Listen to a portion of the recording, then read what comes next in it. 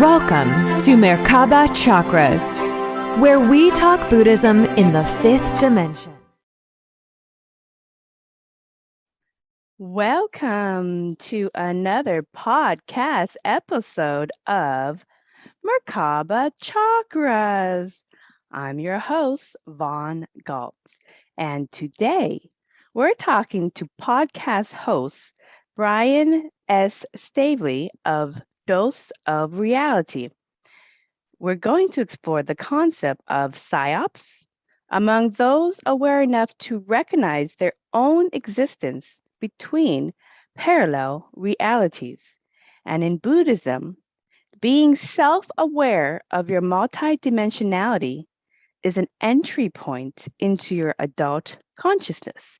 So with that, Brian, welcome to Merkaba Chakras. Hi, thank you for having me on. Oh, thank you for taking the invitation. I do watch your show and I'm very, very amused by the tests that you give out to people and the things that you notice. So I myself have been living with shifting realities more for the last maybe two or so decades. As a kid, you don't notice so much, but as you get older, you start, becoming more aware of your reality. So I've had my own experiences and personal experiences, but I love the major ones that you cover on your podcast as well, because then you can relate those changes with other people, not just your friends and family, but with the greater whole. So before we dig into your work, can you tell us your story for how you even got into this? Yeah, I think I got into it a very similar road that a lot of people take that you find in these type of journeys. And it's from 9/11, that event that happened in September in 2001. I didn't look at it until 2010, but I found a movie one time on Netflix, and it turns out later on, being on Netflix, of course, I should know better now, but back then you don't know these things. But it was kind of like a controlled information, but it put you in a different direction, a different rabbit trail than what the media had presented. So that really changed my whole life. Like that made me completely not trust the media anymore. Like instantly I was like, whoa, I really need to start looking into things. And I just went deep into the rabbit hole from there. Now, where that brought me all the way up to here. So like 2010, when that happened, I real quickly set up a website and started doing podcasts with a live chat, taking phone calls, everything off my own website within the matter of months, because I was just very passionate and gung-ho about it. And I felt I could present this type of stuff to people really well. And I spent a lot of time on that topic. And a lot of my journey is to get people to not live in fear. And that's something that goes on today as well. I believe that the media is here to keep a lot of people in fear, to control them. So, after that event, a lot of other things, different events at different schools and the Boston event and looking into NASA and the moon landing and all these types of things. And then I would say, I went really hard. I did a lot of work in 9/11 for about 4 years. Interviews all over the place, like I do now with the current topic that I'm talking about. But I did take a break for about 3 years in 2014 off doing stuff on the air. I still talked on social media to people a lot about these types of things.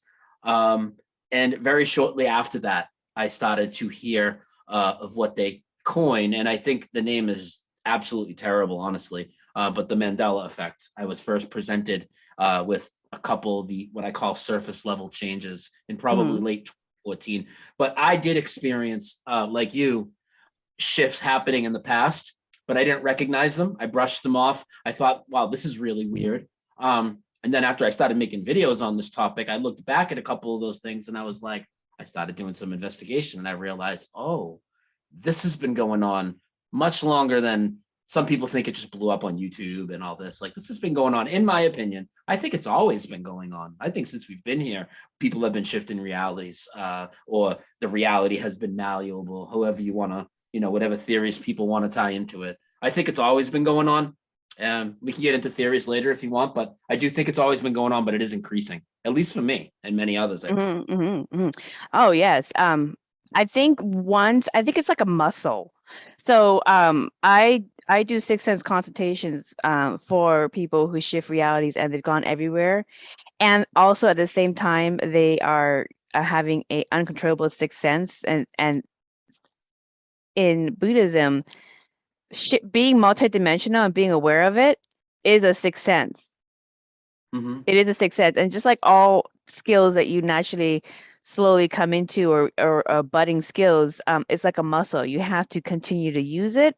So if you keep aware and you notice things, you'll notice more of it. If you keep shutting it down and shutting it down, you'll notice less and less of it. So you'll go back into your safe consciousness where you're not getting tripped up by reality so much. So I totally get that. Now, in Buddhism, we call what becoming self-aware of the matrix, we call it jumping between parallel realities within your mandala, which is like your personal aura field, your portal. And it's the center is your heart chakra, which is your heart, like it's like the engine of your portal. So today they call it the Mandela Effect. After Nelson Mandela, and people have different experiences and recalls of their experience of his death. So I'm going to ask you a series of Mandela Effect quizzes, and everybody listening as well, you're going to take this quiz with Brian as well. So I'll put this in the notes so you guys can quiz other people. So Brian, there's a couple questions though, and just answer it like you remember experiencing it. And if you have an experience that you can tie to why you feel that way, that would help people understand where you're coming from. So if it's something that I recognize as something that's changed and I know that it's changed, tell you what I always remember. It used to be kind of like the way I asked. Yeah, okay. Exactly. So the quick one, and these are common ones. So the first question is, in the Bible, is it the lion and the... Well, it's the lion. It was the lion and the lamb, but now it's the wolf and the lamb. You said it backwards. Okay. So in and why do you say it's the lion and the lamb as what you would call instead of the lion the wolf? Because in all the Bibles now it's lion the wolf. Well, it's wolf. No, you have it backwards. It's wolf and lamb now. So the way you phrased the question when you said the lion and you gave me the answer already. You said lion. Oh. you were supposed to leave the first part blank because the lamb is still there in both, but now it's the wolf instead of the lion. The wolf and the lamb. Yeah. So now it's the wolf. Now it's the wolf will dwell with the lamb as well, not just lay with the lamb. The wolf will dwell with the lamb. So it went from the lion and the lamb to the wolf and the lamb. Like the wolf is sneaky. The wolf's in the house now. That's why I think some of the stuff is very strong messages. Now, the reason I say why I know it was lion and not wolf, right? So Isaiah 11:6, if you ask anybody, just about anybody, I shouldn't say anybody, but if you ask anybody what animal lied with the lamb, they're going to tell you the lion. Almost nobody ever is going to tell you the wolf. And in fact, I've gone around and asked many people. I mean, like hundreds and hundreds of people, including when I go to the beach to talk to people, because I like to talk to people on the street about some of these types of topics. I see preachers out there with the Bible, and I walk up to them, and this is all on video, and I walk up to them, and I ask them the same thing. Hey, Isaiah 11:6, what animal lies with the lamb? Lion, lion, lion. If you look all over the world, stained glass church windows everywhere, lion and lambs, statues everywhere, lion and lambs, all these songs, lion and lambs. And one of the things I do on my channel, and I'll wrap up this one with this, is I like to point out that other people are experiencing what we're experiencing, especially people that have extreme knowledge in those areas. So what I do is I show all sorts of huge name pastors and preachers quoting lion and lamb. I show huge name people in the truth communities, whether they admit to this is happening or not. More often than not, I like to show the ones that don't admit that it's happening to show them, try and nudge them a little bit. Lion, lion, lion, lion. Almost nobody ever says wolf. Like if we're just confusing it, right, and we're wrong, isn't it amazing that we're wrong in unison, all saying the same animal and putting in? It's not like there's only two animals in the entire Bible. There's lots of animals. Why aren't we putting a mixture of different wrong answers? And why do we have all this physical residue that backs us up, like the physical evidence that remains, drawings of the lion and lamb, statues like we talked about.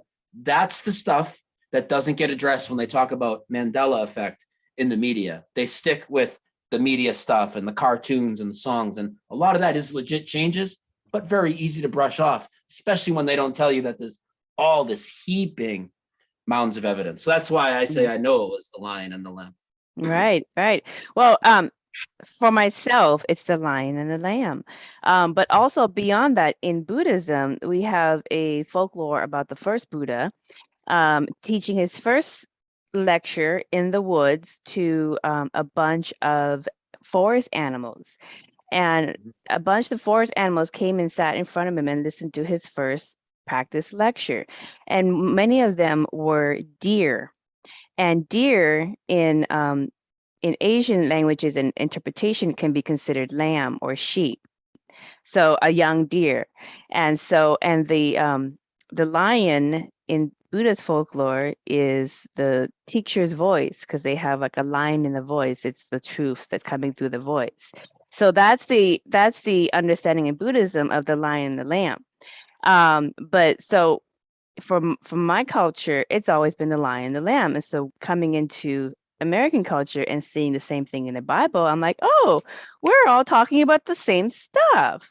So I have the same remembrance. Here's another question for you. What was the name of the wiener hot dogs you grew up eating? Oh, Oscar Meyer. Oscar Meyer, Meyer. There's actually 2 Mandela effects with that, but we can. Go tell us about this one. Well, okay, so Meyer is what I remember. Oscar Meyer. Now it's always been Oscar Mayer, Mayer. And there's 2 Mandela effects with that, because Oscar Mayer wieners, wiener for me and so many others used to be spelled Weiner, but now it's Wiener. The I and the E have flopped. The I is before the E now in the word wiener. So there's 2 changes there for me. Okay, so that's a little bit that right there for me as a book writer and a literature person. The E is always before the I. That's what they teach you in grade school, is when you're writing anything that has an E and an I, the E is always before the I. And so the fact that they would flip-flop for I and the E, that's completely against what we have all been teaching kids and have been taught about how to write these words with the E and the I in it. And look at it. If it's WEI, that's wiener. If it's WIE, wouldn't that be like Weiner? WIE. That's what it is now. That's what it's always been in this reality. And there are a lot of spelling changes. I mean, my favorite one is for dilemma. Millions and millions and millions of people around the world will tell you it's spelled with a silent N, DILEMNA. In fact, so many people will give you what we call anchor memories, and they will tell you the experiences around intentionally mispronouncing the word dilemma, saying dilemna, so they would remember to pronounce, to put in the silent N. Now, dilemma has never had a silent N in it. It's always been a double M in this reality. So there's probably 1 billion people around the world, I don't even know how many, right, that are all spelling this word wrong, according to this reality, but in unison with each other, all putting the same wrong letter in the same word, and it's a silent N of all letters. Like, how does that even happen? Yeah. You know? Well, sing the song, the Oscar Mayer Wiener song. Go ahead, sing it the way you remember it. Oh, I don't really know the song. Okay. Other people have sang it. I'm not good with that one. I do know a lot of things, but I don't know that one. Okay, I think it goes something like, I want an Oscar Mayer wiener. It's not Oscar Mayer Weiner. That sounds weird, right? I want to get my Oscar Mayer Weiner. What? Come on, it doesn't sound right. Yeah. It's crazy. Some of those songs that really do bother me though, like the Mr. Rogers one is crazy, because that one, Mr. Rogers, if you ask anybody what he used to sing when he came through the door, it's a beautiful day in the neighborhood. And so many people, we would all, I mean, that's been parodied so many times by us, not just by TV shows, but like if you're in a good mood at work, hey, it's a beautiful day in the neighborhood. But now it's always been this. He comes through the door and says, this neighborhood. And it, guys, again, people might not have really delved into this much. This goes all the way back retroactively in the past. All the physical matter from all the episodes he's ever done have physically changed in this reality to this instead of the. And they actually named the movie It's a Beautiful Day in the Neighborhood based off what the intro used to say. Yeah. So the small little minor tweaks, like the name changes slightly, like from Berenstein to Berenstain, all that. So those little name changes, those are minor, but then there are big ones. They're like, no, that can't be misinterpretation or kind of foggy memory. But going beyond the Oscar Mayer whiner, the next question: in Monopoly, does Uncle Pennybags wear anything on his face? Yes, well, what I always remembered, and I know for a fact, at least in my reality and what I observed, he absolutely had a monocle over his eye. He was totally iconic for it. You know, that's one of the biggest changes as far as these, like, you know, products and stuff like that. And I do think these things are important. So in this reality, if anybody doesn't know, look at the Monopoly Man. He doesn't have any glasses or monocle or anything. It's just two eyes. Okay. He's got the rest of his costume on. But this goes again all the way back. So Monopoly is an old game. People have Monopoly decades old in their house. Check it out, guys. He's not going to have the monocle. Now, a lot of this stuff to people at first might seem trivial, but we also got to remember, you have conversations with people. We've both done it where they're not ready. Yeah, I mean, you try and tell them the Bible's changing, or we start talking about geography. You got to ease them in with some of this other stuff. Or some people, they don't know any of that stuff. They just know media, and, you know, so it's like maybe some of the stuff is meant for them to really wait. They need the Star Wars to change. They need the Wizard of Oz to change. They need Curious George to lose his tail, because if you talk to them about the bigger stuff that I like to cover a lot, like the historical changes, which I think are huge, you know, they just completely shut down. You know, oh, maybe we just didn't know about it. They swept it under the rug. But, you know, you change their favorite movie or their favorite line, maybe you can grab their attention. And some of it's probably a lot of messages encoded in some of it. Yeah, good point. I remember Uncle Pennybags had a monocle on his eye as well, which was iconic. And you can make the argument that, well, maybe the Monopoly makers decided to give him a facelift and remove the monocle. Possibly. But I remember he had it because that was iconic. That was what made him look very rich. So I remember that as well. Okay, the next question. What did the evil queen in Snow White say in the mirror? For me, she said, mirror, mirror on the wall, who's the fairest of them all? Yes, that's how I remember it too. But now when you look it up, what does this one say? Now, and this is one of the ones with some of the, endless residue, which is the leftover evidence, the physical evidence, endless. Now she says, it's two changes in that line, actually. She now says magic mirror instead of mirror, mirror, which is the one that'll just blow everyone away. You all know is mirror, mirror. I shouldn't say that as a definitive statement. So many of us all know is mirror, mirror. I haven't met a magic mirror person yet, honestly. But now she says magic mirror on the wall. Who's the fairest one of all instead of them all? So the whole thing's changed completely. So now one of the pieces of evidence we have still as residual, you know, there's all different books and there's older books before the movie, and they'll try and say, oh, well, you guys just read the books and the movies always said magic mirror. A few points there. First off, me and everybody my age that I've talked to, none of us read the book. We all watched the Disney movie that was in the plastic VHS cassette tape. Okay. Now that tape, if you own it, put it in, it will say magic mirror, not mirror, mirror. There's also something interesting with the Mandela Effect when it changes. It doesn't always change all versions of the Bible at the same time. It doesn't always change translations of movies at the same time. And actually, for the people that say you guys are just misremembering, it's always been magic mirror.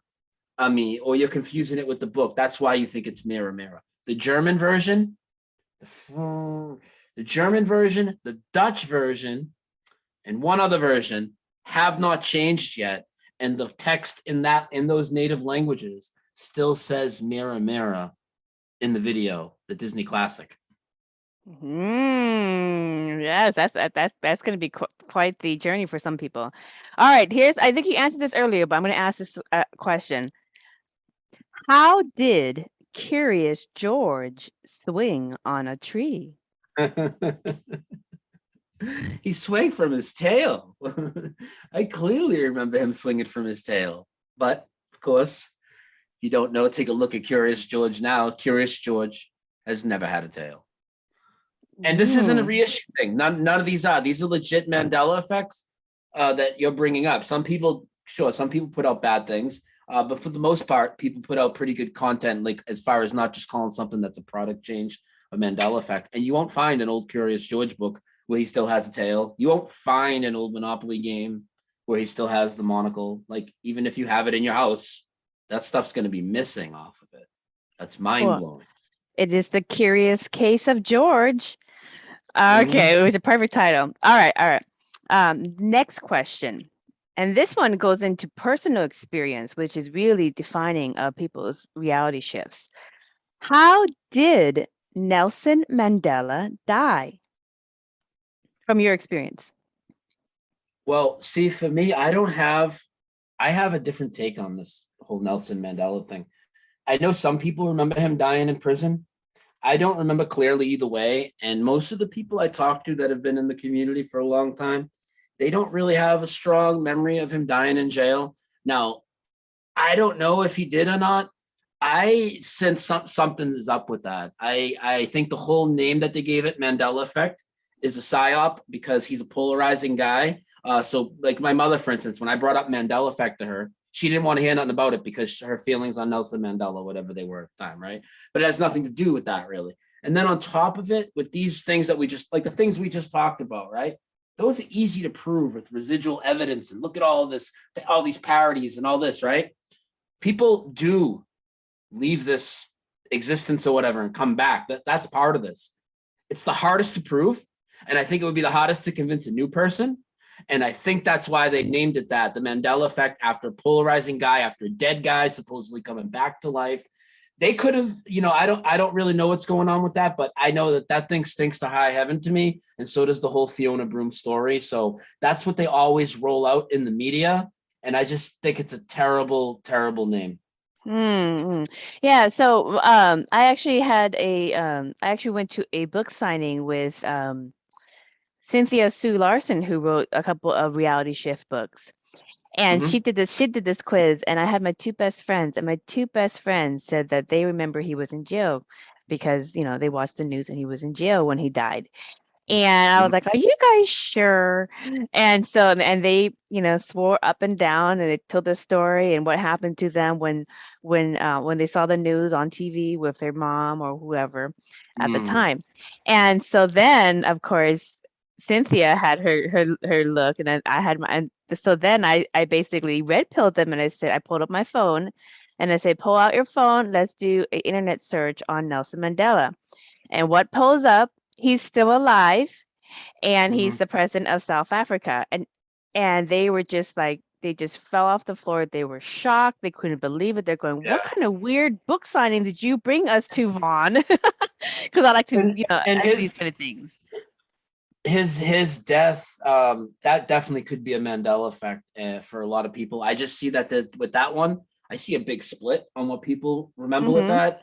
And I think the rest of the stuff around it is all very suspicious. So I'm just, it's something I don't try to associate with too much, is the whole, I don't even have a video on him other than, I don't, and other people feel differently. And there's definitely a few people that I respect their work a lot, and they absolutely remember that. So I'm not trying to say that, because we're all experiencing our own journey here, our own reality. And I know for a fact that there's other people that I talk to that are highly affected by all this, that do good research. And, we're not all affected by the same ones, almost all the same ones, but there's some that we differ on.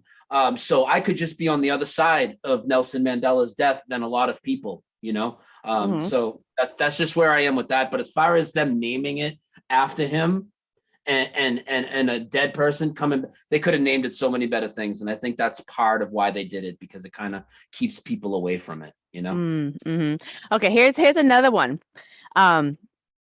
What was Skippy's competing peanut butter brand. Ooh, I like this one. So for me, it was Jiffy. Now in this reality, Jiffy has never existed. There's only been Jif. Now, what's interesting about this, besides normal physical residue, we can pull out like ads from newspapers that tend to remain and things like this, like scans of newspapers. In the South, there's actually a lot of restaurants down here that sell a Jiffy burger. They sell you a Jiffy burger called a Jiffy burger because it's a hamburger with Jiffy peanut butter on it. Now, I've shown some of the menus in my videos. They even have an animation of what the Jiffy jar used to look like, which is basically the way the Jif jar looks, similar colors, but it said Jiffy. And they show an animated jar of Jiffy on a couple of these menus, and they sell Jiffy burgers. It's actually a fad in some of these places in the South based off of, well, the peanut butter that they put on it, Jiffy. Yeah, I remember that growing up because, Skippy's Jiffy, Jiffy, Skippy, they were like, I always thought that they were like related because of the Ippies. But many years ago, I was actually at the grocery store and I saw both Jif and Jiffy at the grocery store at the same time. And I actually was like, oh, this is different. So I called. And, when this stuff is happening, you don't think about, oh, let me take a picture and let me, document it and so forth. And I have documented some of it before and shown it to friends. And they're like, oh, this is a head scratcher for them. But I brought the store clerk over because I was asking, is there a difference between the two of them? Because they look exactly the same, but one just has Jiffy instead of just Jif. And the clerk just scratched his head. He's like, well, maybe one's expired. And I was like, well, they're both current. There's no expiration date. And so he's like, I don't know. Maybe they just changed their name. And this is like the last remnant of the old brand of Jiffy. So I was like, oh, okay, well, I'll take the last Jiffy that I can. And that was the last Jiffy I've ever bought at the grocery store. And now it's Jif. Now it's Jif, and I can't bear to buy Jif. So I jumped over to the dark side and got Skippy. You want to hear I just can't bear to buy it. Yeah. You want to hear something crazy? The story you just told me about seeing Jif and Jiffy. Not only have I heard that same story, somebody that comes on my show with me a lot, my friend Tommy, tells the same story when he worked at the grocery store and he was a manager and he saw Jif and Jiffy on the shelves at the same time. He saw that happen at the same time as well. So you guys both observed what usually doesn't happen, where both of the versions are side by side for people to observe like that. That's very rare. But the groceries are great, like the Hass avocados, Hass, Haas, has now always been Hass, Hass. And these grocery stores, Walmart, Kroger's, and a few others, their POS systems haven't updated yet. They still have the residue in them, so they still spell it Haas. I've sent people to the stores. They videotaped it. We've got receipts. I've even got a bag here of unchanged Mandela Effect residue, Hass avocados with 2 A's. Like, why does this even exist if it's never been spelled this way? Yeah. So what was crazy is I saw this online, right? So if anybody doesn't know, Hass avocados never existed. They're Hass now, which, by the way, is another German word that changed. Tons of German words, and Hass in German means hate. So take a note of these things. But Haas, yeah, and that ties into all the German attacks that I've been covering, and it gets really, really deep. But this is wild because for whatever reason, so I saw this. Let me shut my green screen off for a second. Okay. Oops, not my camera, on my green screen. Here we go. So I saw this on a website, Kroger's website. I was just looking for residue for Haas to make a video, and they actually had it listed on their website.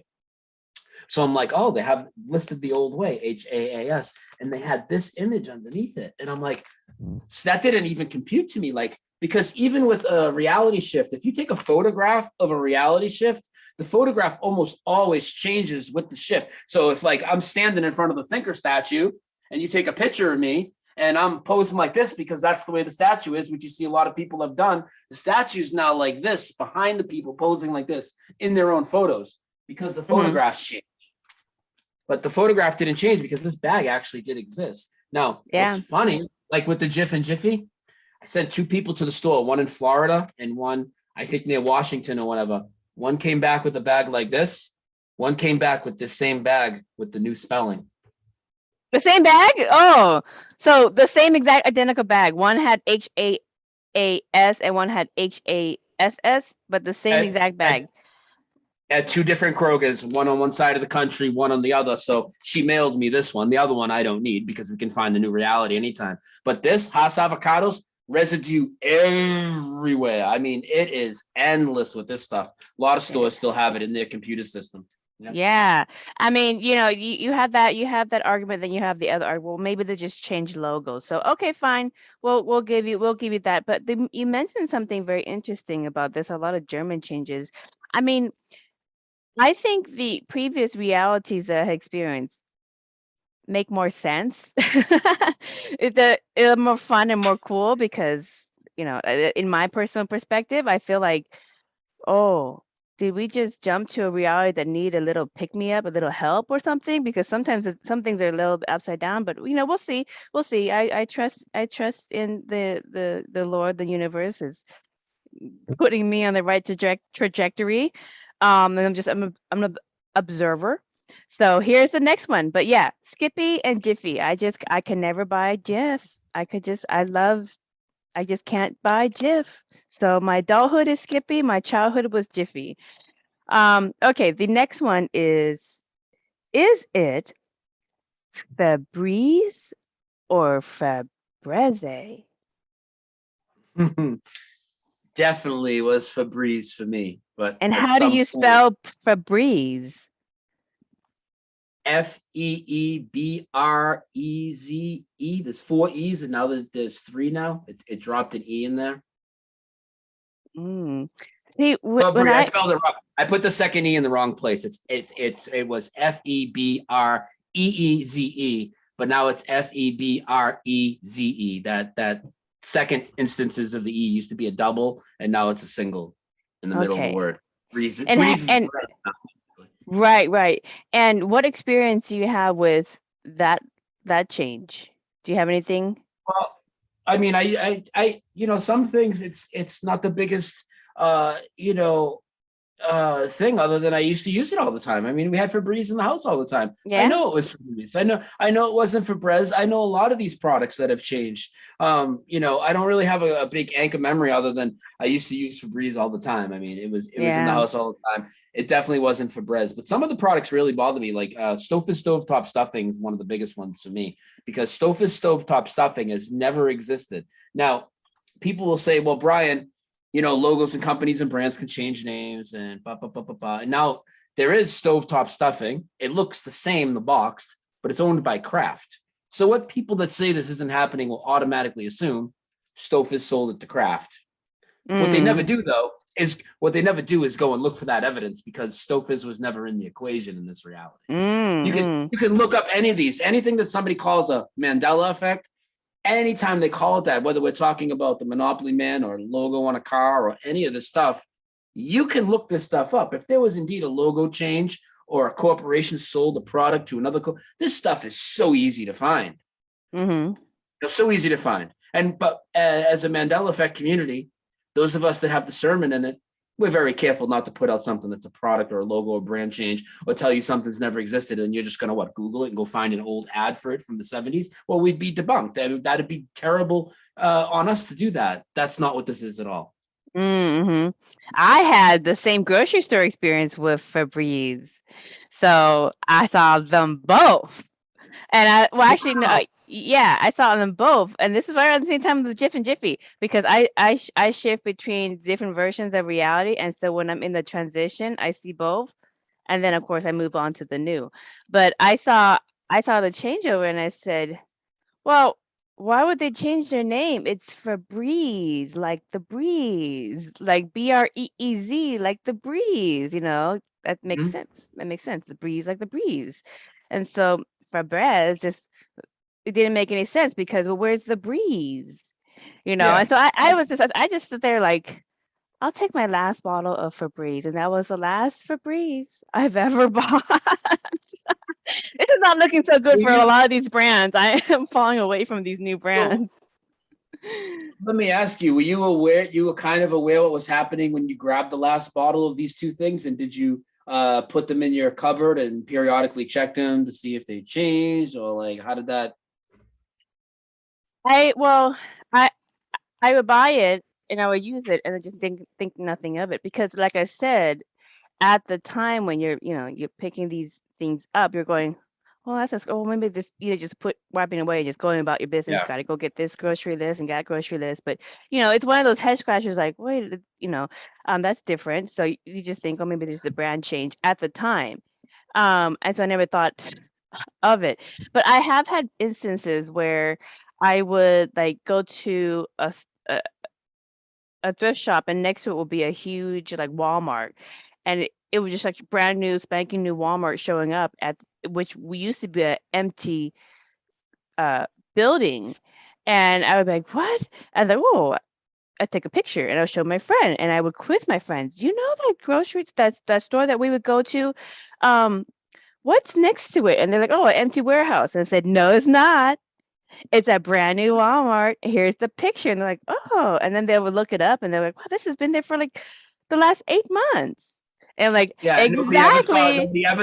Nobody ever saw any construction of it. This has happened with tons of businesses, and not only just popping up, they all seem to get renovated with new paint jobs out of the blue, and nobody ever sees them being painted. And there's this whole new color scheme that goes on a lot that a lot of us have noticed happening too.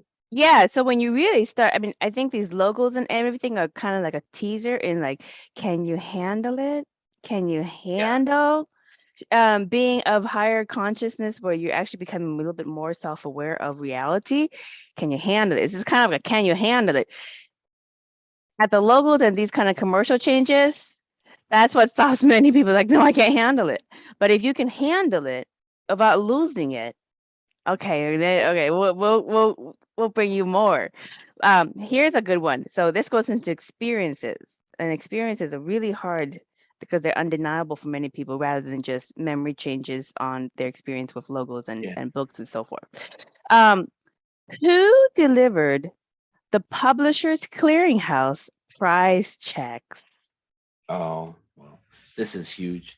For me, definitely Ed McMahon. Now this is like as big. It's not as important as, probably the Lion and the Lamb to a lot of people, but it's as big. I mean, you could poll 1,000 people on this, and they're going to remember Ed McMahon delivering giant checks, and a lot of them remember the balloons too, giant checks and balloons, and going to women's stores of Publishers Clearinghouse and ringing their bell and surprising them at the door. Now, Ed McMahon is also from my hometown, which has many reality shifts, which you've probably seen me talk about. Maybe we'll get to that after.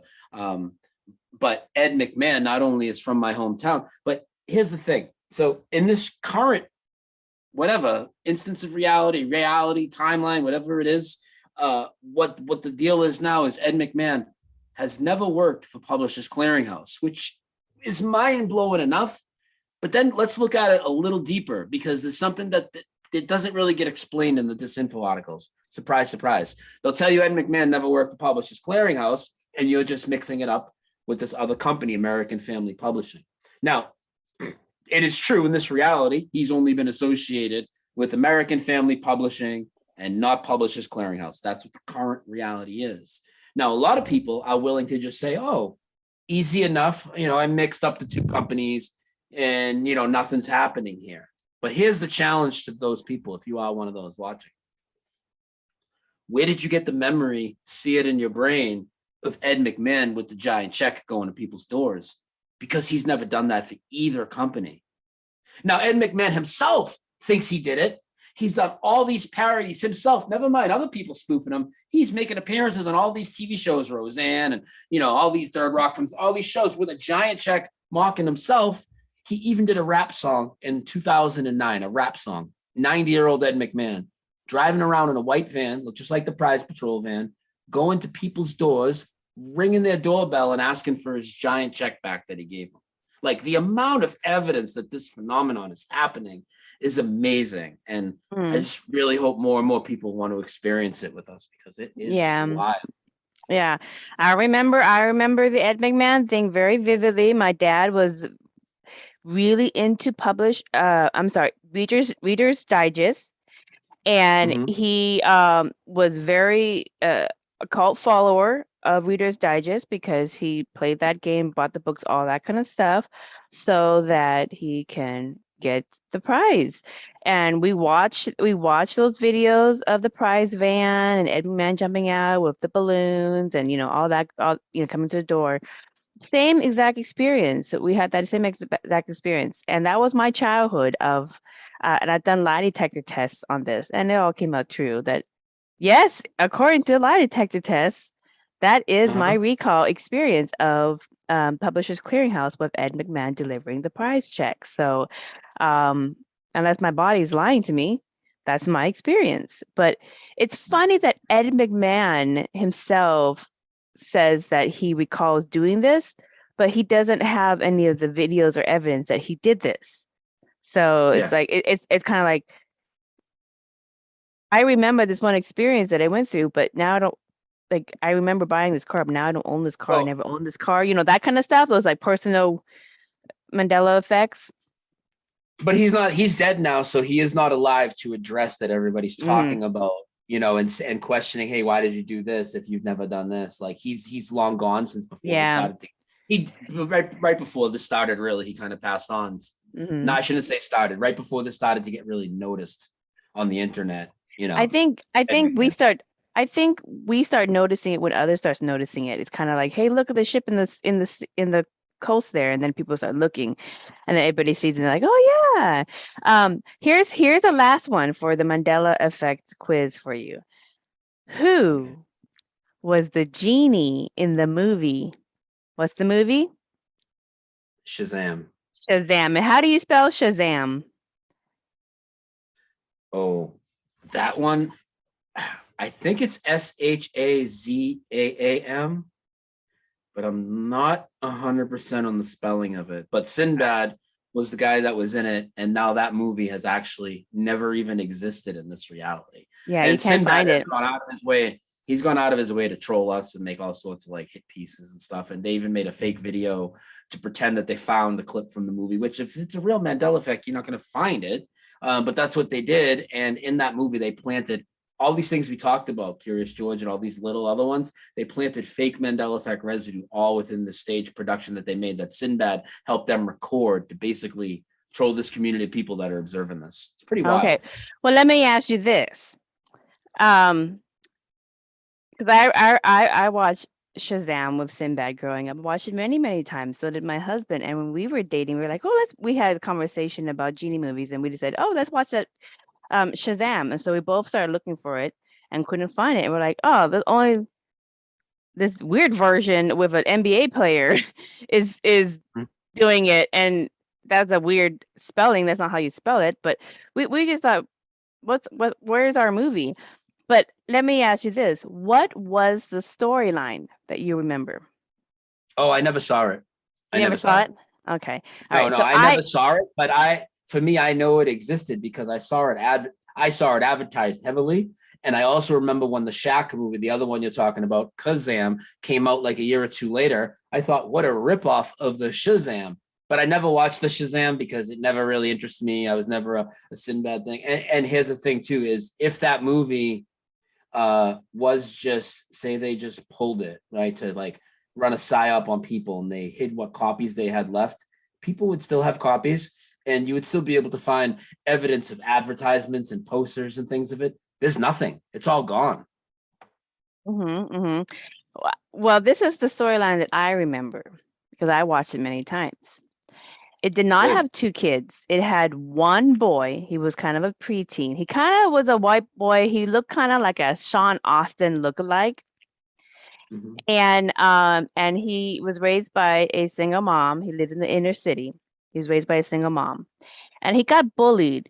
I remember scenes of him being chased down the alley because he got bullied. And he missed his dad. His dad was gone.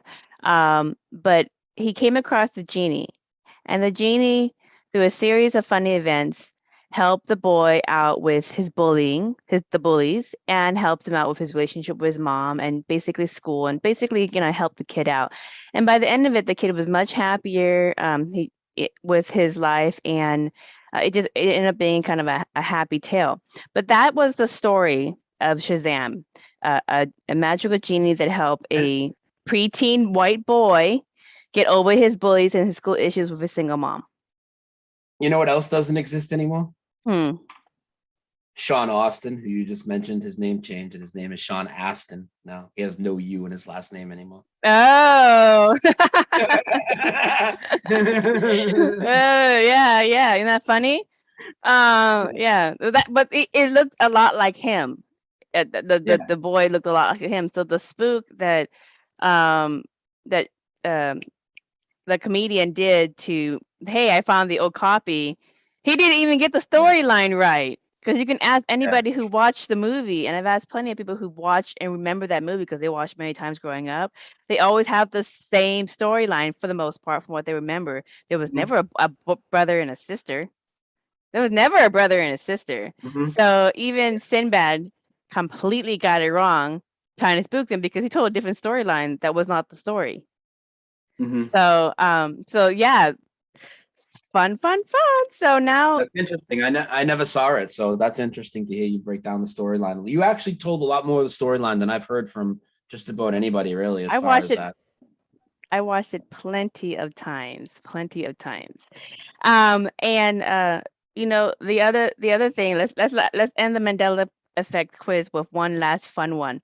The music band Queen, they're known for the Champion song. And the chorus line for the Champion song. Can you sing it for us, please?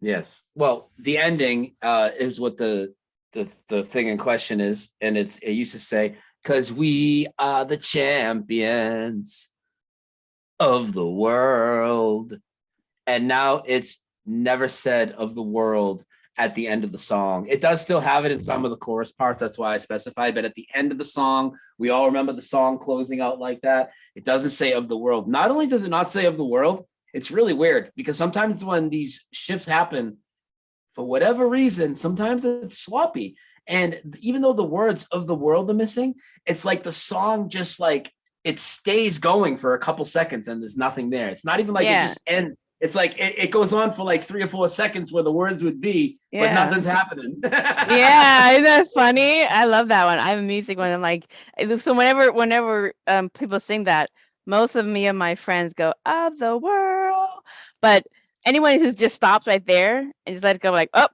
you're from a different reality." So, all right. So let's go beyond that and get into personal stuff. So, Brian, tell us some of your personal experiences jumping between parallel realities, and what were the difference that you remember between one version of reality to another? Oh, well, I have a good one for you. That's a lot of a story. The big one for that for me would be my neighborhood has changed. Neighborhood, the entire name of the name of the neighborhood completely changed from what it's always been. So the neighborhood used to be called Centralville. It changed to Centralville about 3 years ago. Okay. Now, there's no record of it's changing. It's always been Centralville in this reality. But the amount of evidence that I've shown for this, it'd blow your mind. But not only did I show physical evidence that we can all look up, I started calling everybody in the area. Okay. So the way I noticed it is I went to a Top Donut with my boss. He was driving. We come around the drive-thru. I'm looking down at the food, and I hear him real confused go, Centralville. And I look up, and I saw the sign. And the stone monument that said Centralville Memorial Park now said Centralville Memorial Park. Now, I was already about, 4 years into this stuff, the shifts, but I was already making videos for several months. I started making my videos in 2018. We didn't really get to that, but I took a 3-year break. I came back. I started doing videos on this in like 2018.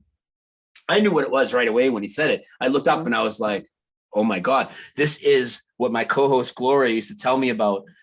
Wait till you have a personal Mandela effect, Brian, because it's going to be really crazy. But this one gets crazy for everybody. So, and again, this is the hometown of Ed McMahon, by the way. Okay.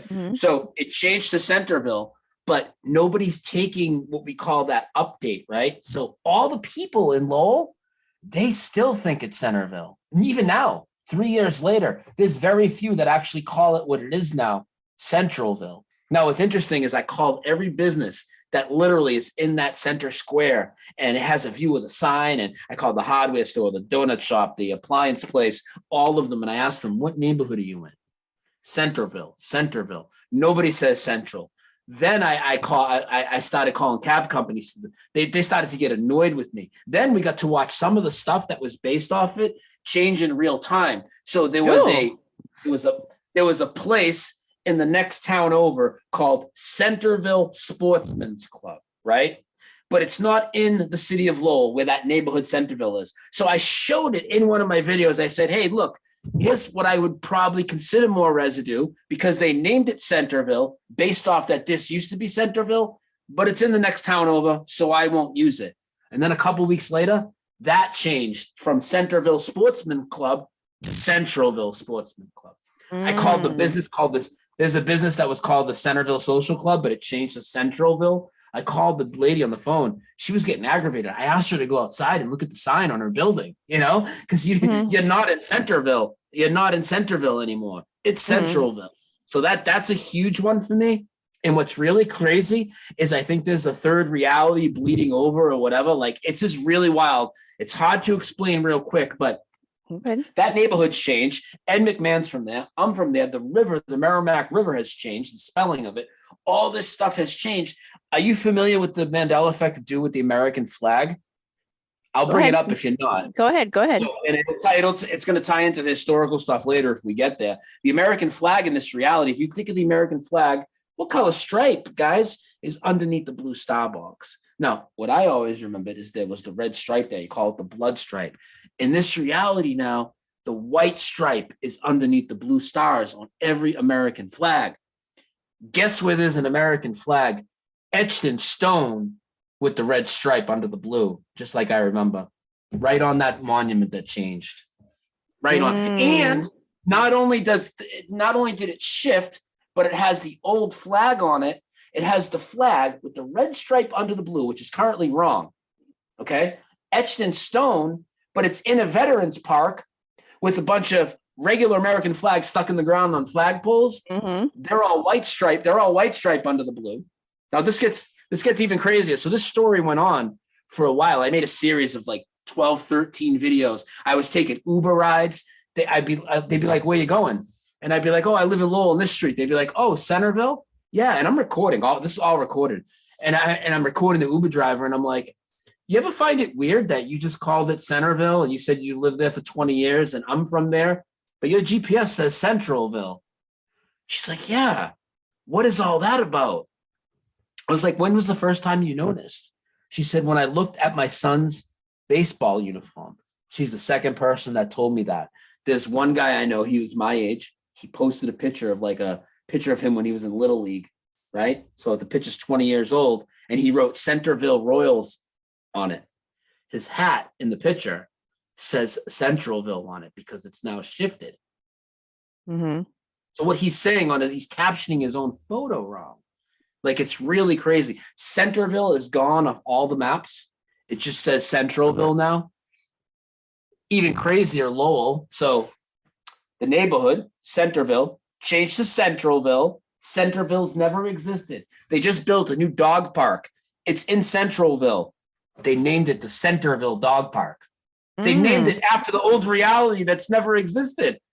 So I'm going to call City Hall. I've already called City Hall and recorded them. City Hall thinks it's Centralville. Everybody thinks it's Centralville, but it's Centralville now. So that's a big one for me, but it changed again. I shouldn't say it changed again, but I just went there a month ago. Now, I just did a video. It's only a minute and a half long. There's this new stone monument that's there, and it has a third spelling of the neighborhood etched in stone in the same park, Centralville. And now on Facebook, I'm starting to see people calling it Centralville in the Centralville neighborhood group. It's like there's three different realities going on, right? I know it might sound a little, I don't know, crazy of me to say this, but I think there's something special going on, like where I'm from, right there in that town, like the energy there. I don't know what's going on, but it's like a reality shift vortex there. It's wild.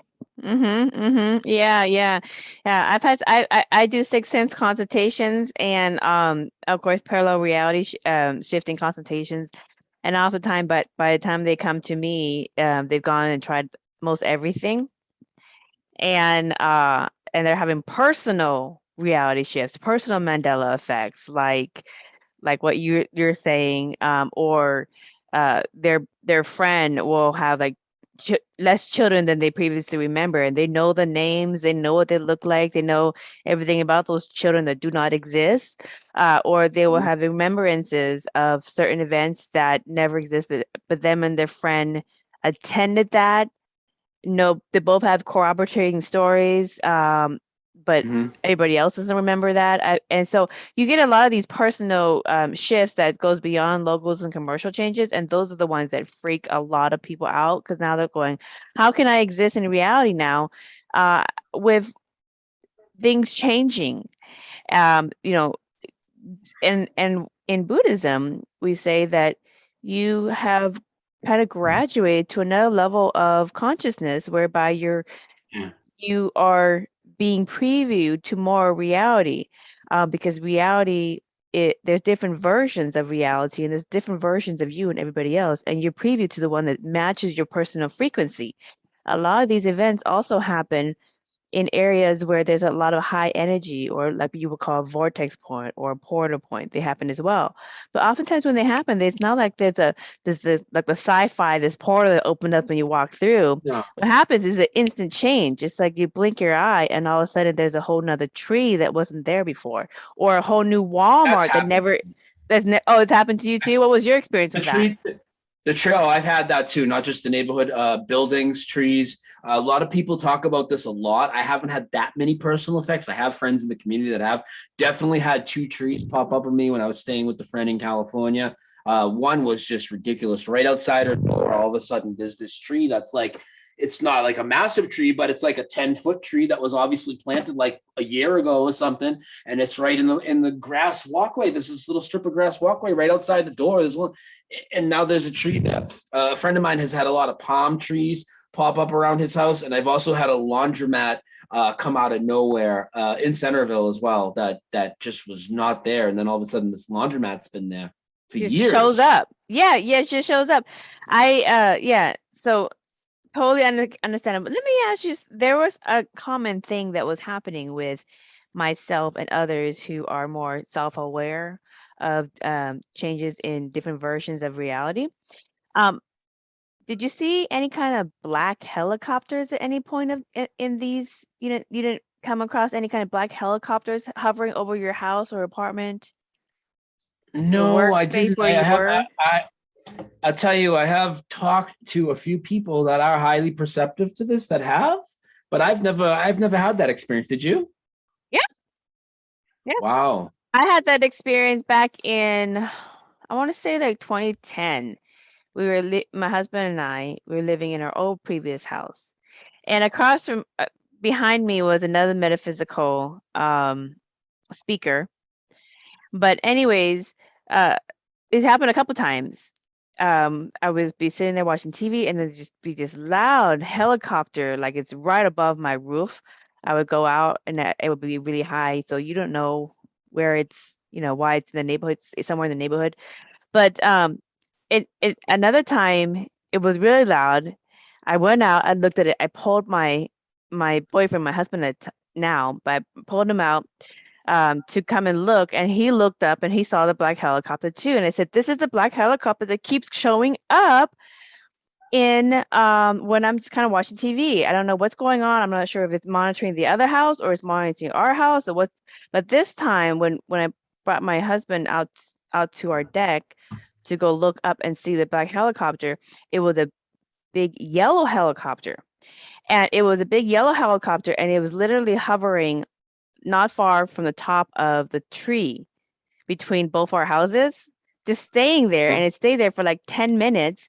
And so of course I would go and flip it off because that's I'm a rebel. I'm a rebel like that. But and I was just, be like, what are you doing? What are you doing? All that kind of stuff. But I've had another friend, she was just meditating on the beach, and this huge government black helicopter had just come down and just hovered above her where she's meditating. And then I had another client who would be doing yoga, and he lives in a farm. And then this huge, all of a sudden out of nowhere, she said this huge helicopter would come over and kind of hover above him for about 15 minutes, not going anywhere.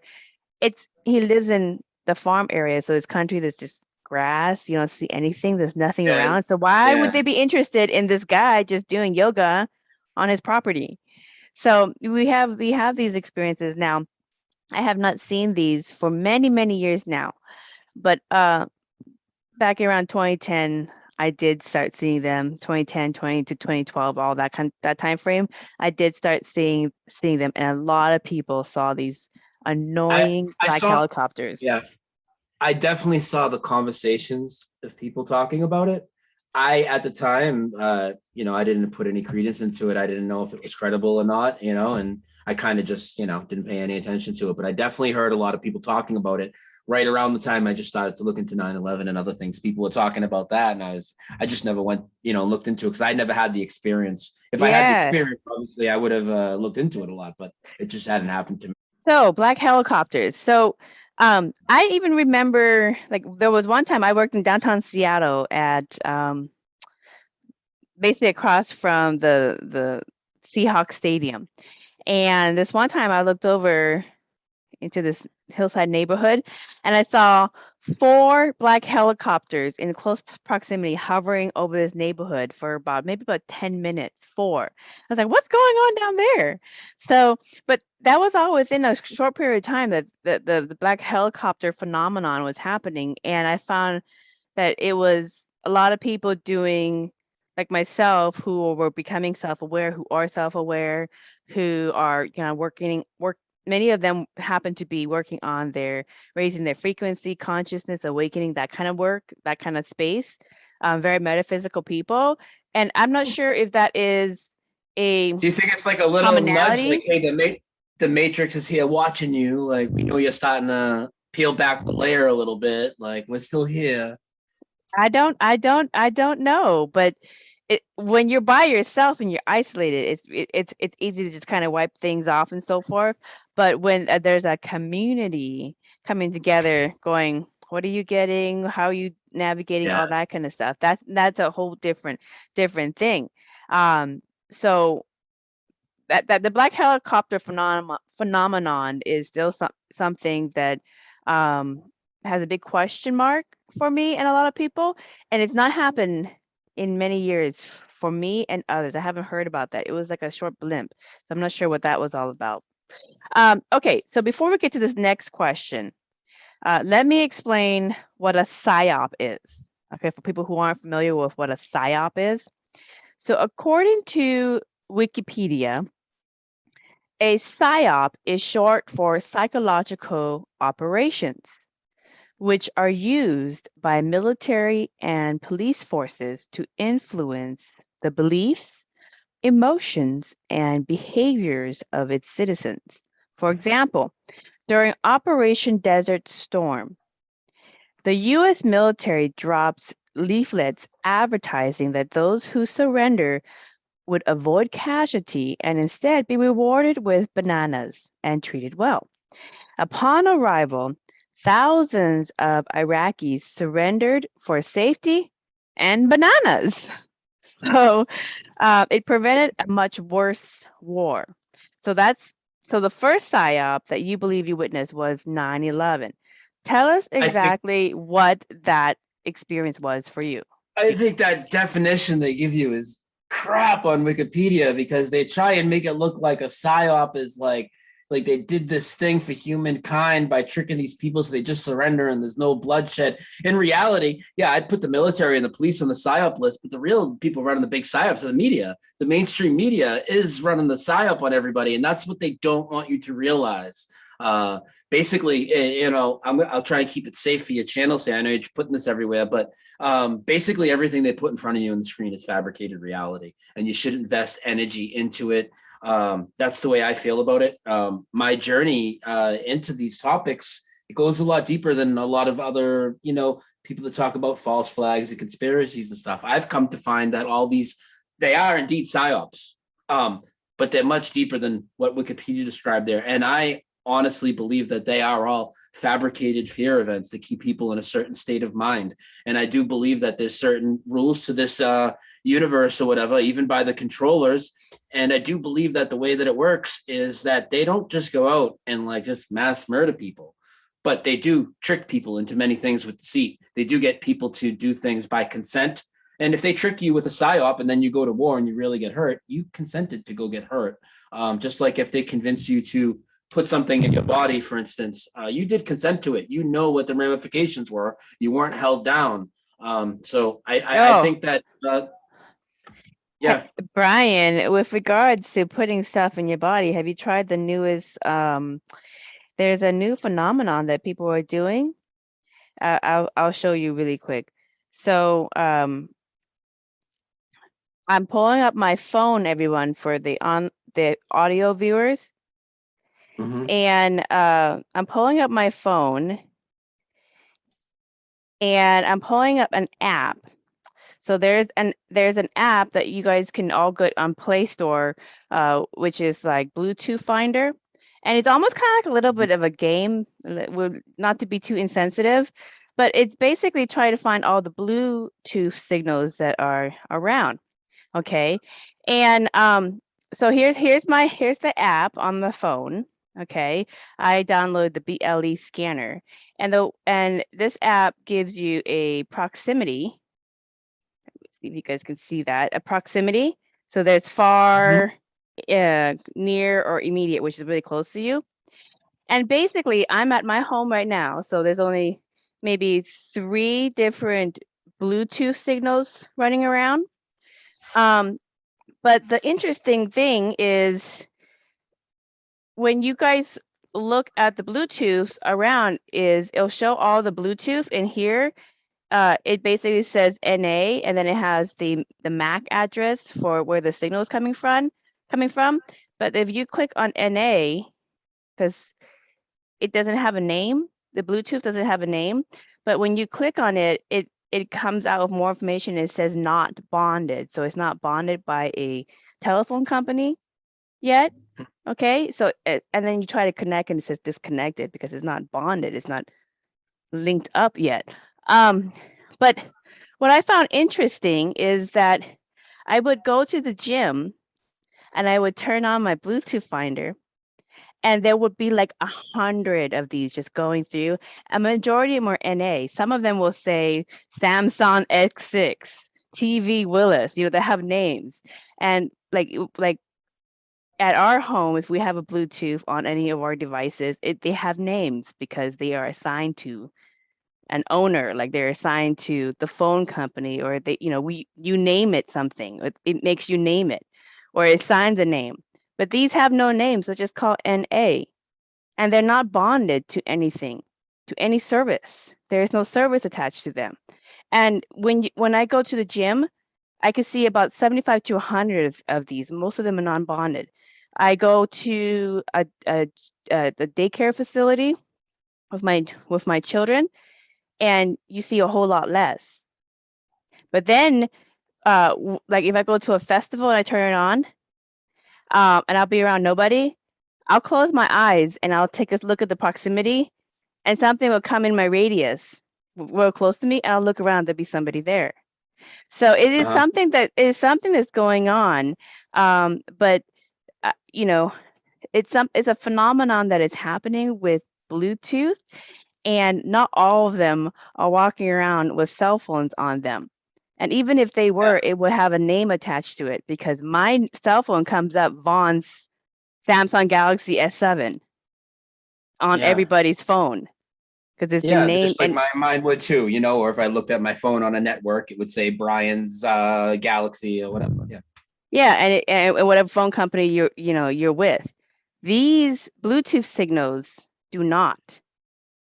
They're not bonded with anything. They have no name. You can't connect to them for whatever reason, and they move around. They move around on you, so you can move around with nobody around, and the minute somebody moves around with you, they must be having some kind of Bluetooth signal coming off their phone or something. But and it changes the amount changes all the time. So half of my family got it. So I pray for them a lot because I don't know what's happening. But when I see these kind of things that my clients will send to me, I'm like, well, let me try it out and let's do some research in this phenomenon. Just kind of like with the Mandela Effect. Well, let's just do some research into this. This is happening. This is interesting phenomenon is happening into our reality. Let's do some research and try to kind of check on each other and be like, okay, what did you get? What did you get? You know, so try to make sense of what's happening in real time. But that's something that I recommend you trying as well and see if it has a change in your Mandela effects as well to see. But anyway, so your 9/11 experience, getting back to that, I know my 9/11 experience. So with regards to Psyops, I'm not saying what, what's the real story, what's not the real story. I'm not going to argue that. But I will say there was, because I watched that whole day. I was in college. And I remember watching the towers come down. And for the first tower, the plane hit. And then when it came down, it came straight down perfect. And I was looking at that with my boyfriend at the time, ex-husband at the time. And I was looking at that. I was like, well, that's something strange, but you're getting caught up in the drama of it. So I never thought about it. But another time when the second one came down, it just came down straight collapse. Perfect, came down straight collapse. And when you watch the footage, all the other buildings weren't affected. I know for a fact, and so does my husband, because in Seattle, they blew down and demolished the Kingdom. Okay. Yeah, I remember that.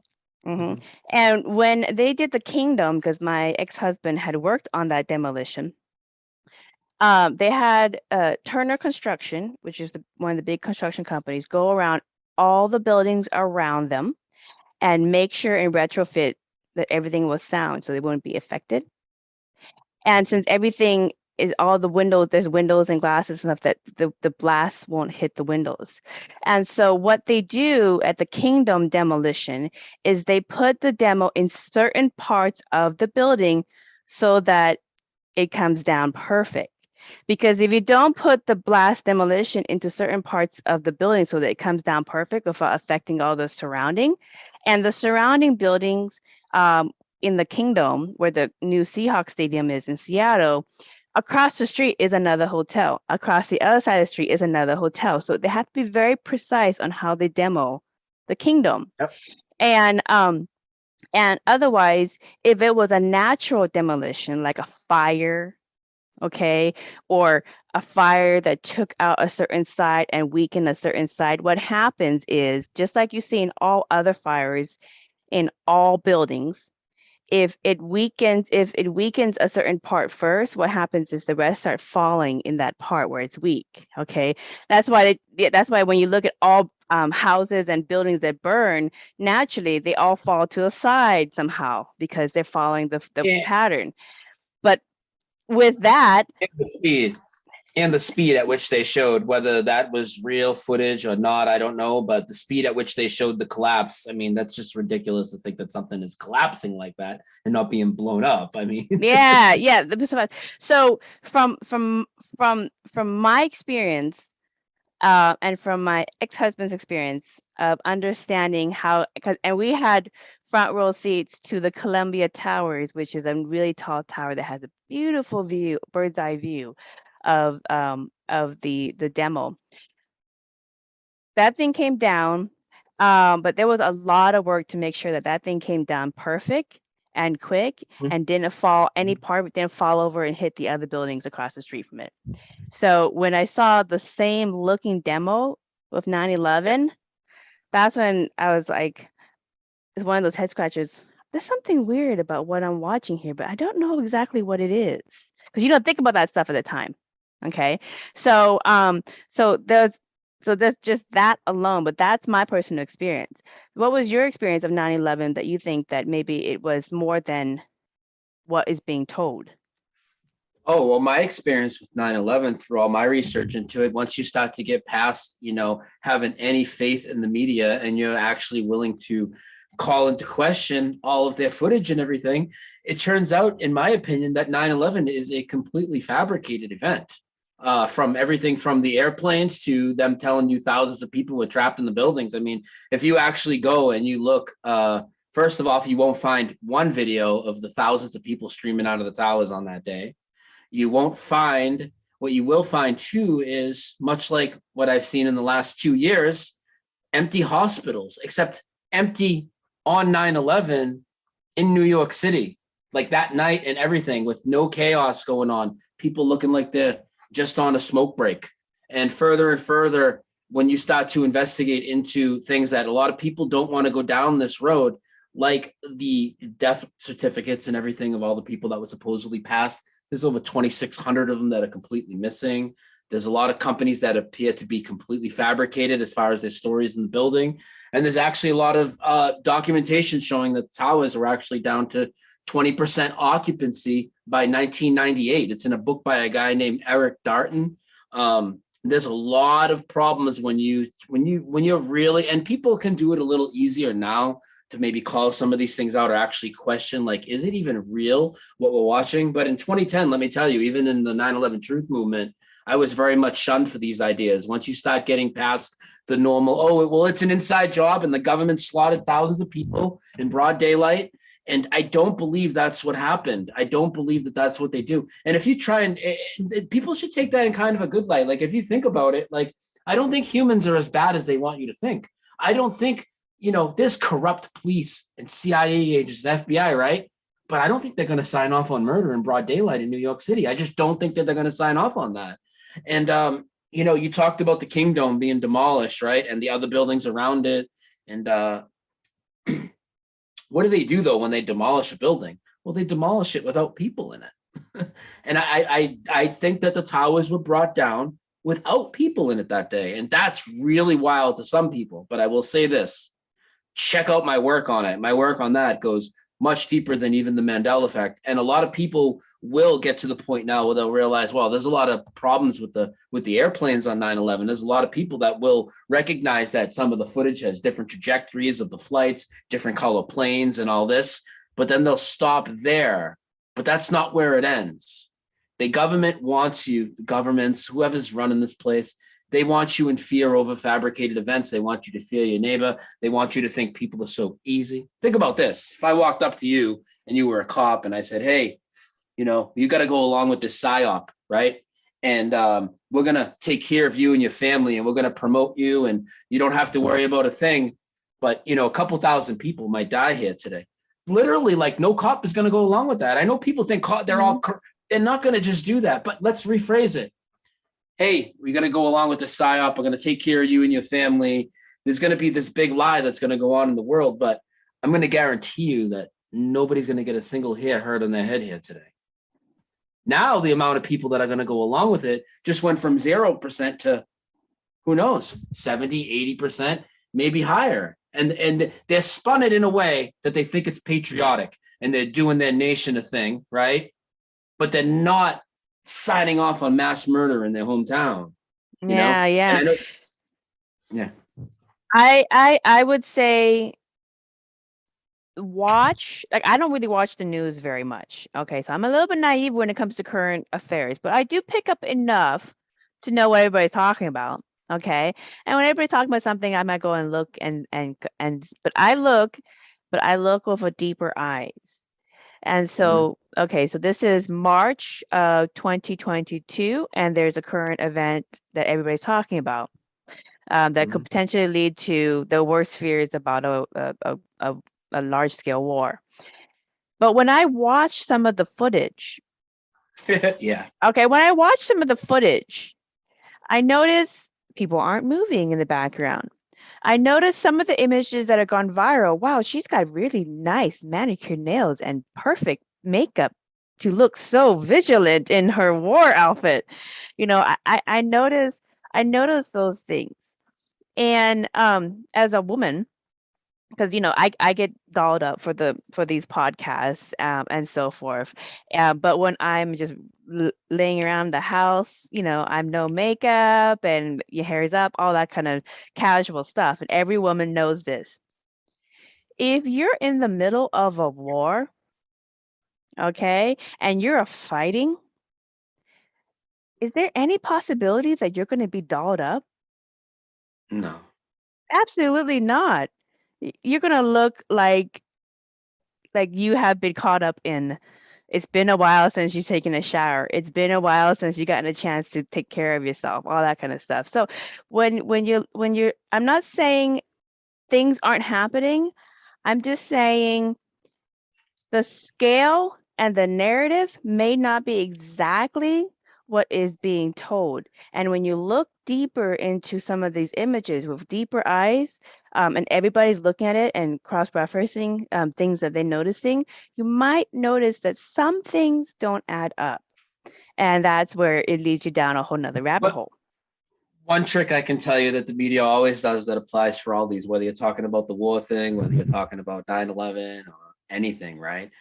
They'll always show something that looks so ridiculous, like some of the footage that I'm telling you, it looks ridiculous, but then they'll tell you, oh, it was just like a movie. The people on the streets, the buildings blew up. Oh, and it was just like a movie. It was something like a Die Hard Bruce Willis movie. All these 9/11 witnesses are telling you, they're implanting that in your head. So when you see something on TV that doesn't look like it could be real, well, they're telling you it's just like a movie. So you're associating it with it is Hollywood, and you're associating with what you know of Hollywood, but they're telling you that this means it's real. Just like what they do with the outer space stuff. Elon Musk, he supposedly, sends this ridiculous convertible. People think there's a convertible red car with a mannequin in it doing laps around the sun. It's insane. Now, I don't know what this place is exactly, and a lot of people do seem to make claims further than what they can prove. I'll definitely admit that. But it's certainly not what NASA has presented us, the space agencies, and they give us the most ridiculous images. Elon Musk he's just a puppet, but he's supposedly, leading SpaceX, and he puts this car in space, and they interview him, and he's like,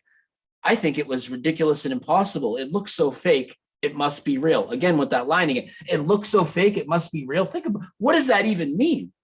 It looks so fake that it must be real, literally brainwashing people like, hey, you see something so fake on TV, but it's real because we're telling you it's real. The how far the fakeness goes with the screen and the TV and the media, it's very, very deep. And all I will say is, like, some of the things I said about 9/11, or maybe what you said about the war might trigger some people, but there is enough evidence that you guys need to look. And I would tell you that especially with my journey, just like with what's going on in the last 2 years, I took 14 flights in a row with no mask to show people to not live in fear.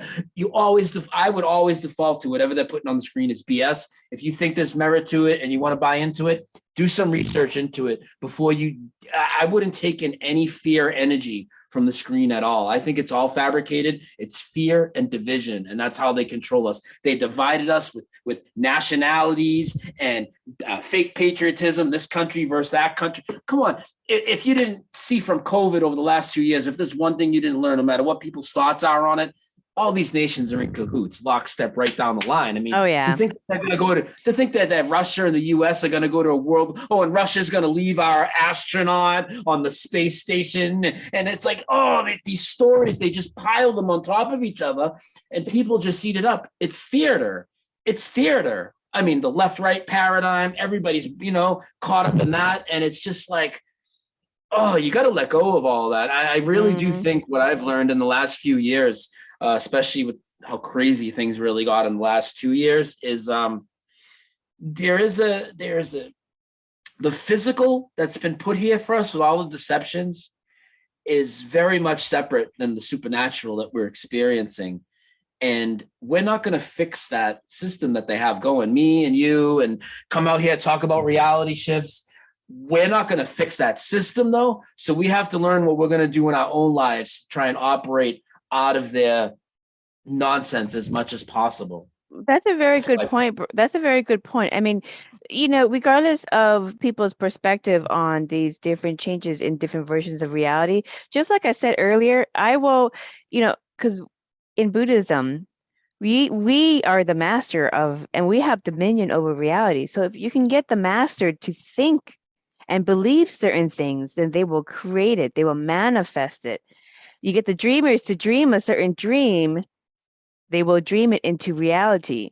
Like we in Buddhism, we really do believe that the higher frequency, higher conscious beings who have mastery and dominion over the matrix are the ones who are making things into, like we are all doing it on a small level in our life, but we are making the things that we think, believe, and feel real. We're anchoring it into our reality. So that's the concept. And I've tested that myself, but until you have those experiences, it's just, theory. So I will ask this. I will ask this in regard to that. So in Buddhism, the nature of samsara, or what we would call reality or existence itself, allows for polarity as a tool of creation. So you need an up and down, right, left. It allows for it. Okay, a negative battery can't, or a battery can't look at its negative side and say, "Now you stop being negative." Okay, so I'm just going to be positive.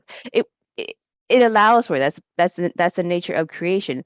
So therefore, it's allowed. However, not everyone is going to subscribe to the same thing, and that's fine because we're all creators of our reality, whether we do it consciously, like you and I are doing it, or we do it unconsciously, like many other people who just go, "Oh, push it away." So here's the thing. What do you say to people who challenge you on these topics by calling you and the Mandela Effect community, people who, I mean, even outside of the West, in Asia, we just call it shifting parallel realities. And those are those people who are able to do it better. They're Buddhas and Bodhisattvas. They're just higher vibe people who are able to navigate the matrix much more clearly than others. But what do you call those people who call these people, these reality shifters, a fraud because they're not quite self-aware or completely understand the experience yet? Oh, well, I don't like being called a fraud by any of those people. And I don't, what do I call them? Did you ask me what I call them? I don't have a name for them. I do call them something. I call them deniers. I mean, how do you not get angry over it? How do you not get angry over it? No, it's hard to not get angry, and I do get angry sometimes. Anybody watching my channel will see, but I try and do it in a composed way. I get very passionate, but I don't come out. I don't like, but what I like to do is just continue to prove, because okay, although they might not be aware of it or accept it, they're going through exactly what we're going through. Maybe not at the same level. I can't think of I've ever found one person that I couldn't trip up by presenting what we call Mandela effects to them and get them to answer the old way, time and time again, word for word. So they have the same experience and the same memory as us, but they do have this thing that just wants to block out. I think a lot of them are scared of the supernatural, I think is what it comes down to. So people like that are just scared of it, I take it a little easier on them. But if they're going to like verbally bash us and assault us, it's just like, all right, we're just going to keep going and keep doing our thing. And I call them trapped in the physical type people. I mean, it's just that's what they are. They don't want to see past the physical. And there's a lot of people that are really triggered by this topic.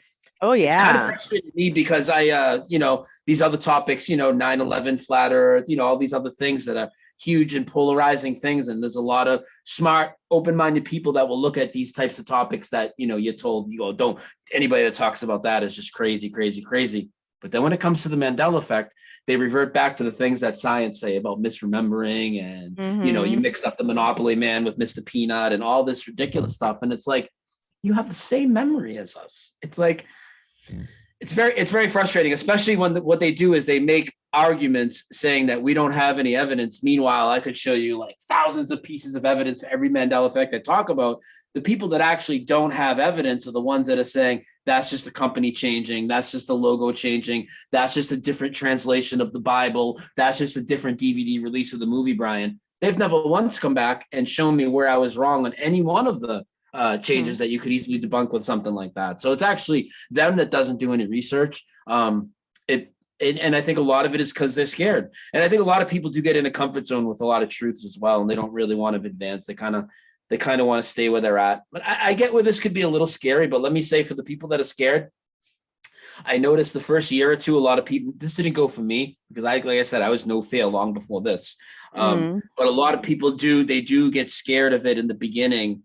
But I can tell you, as somebody that's experienced this a lot, and everybody I've talked to, we haven't really had, and maybe you might have, I don't know anybody that's really had too many super negative reality shift. It's mostly positive or neutral or things to grab your attention. It's not like you woke up one day and your leg was missing or something, or even the anatomy changes and things.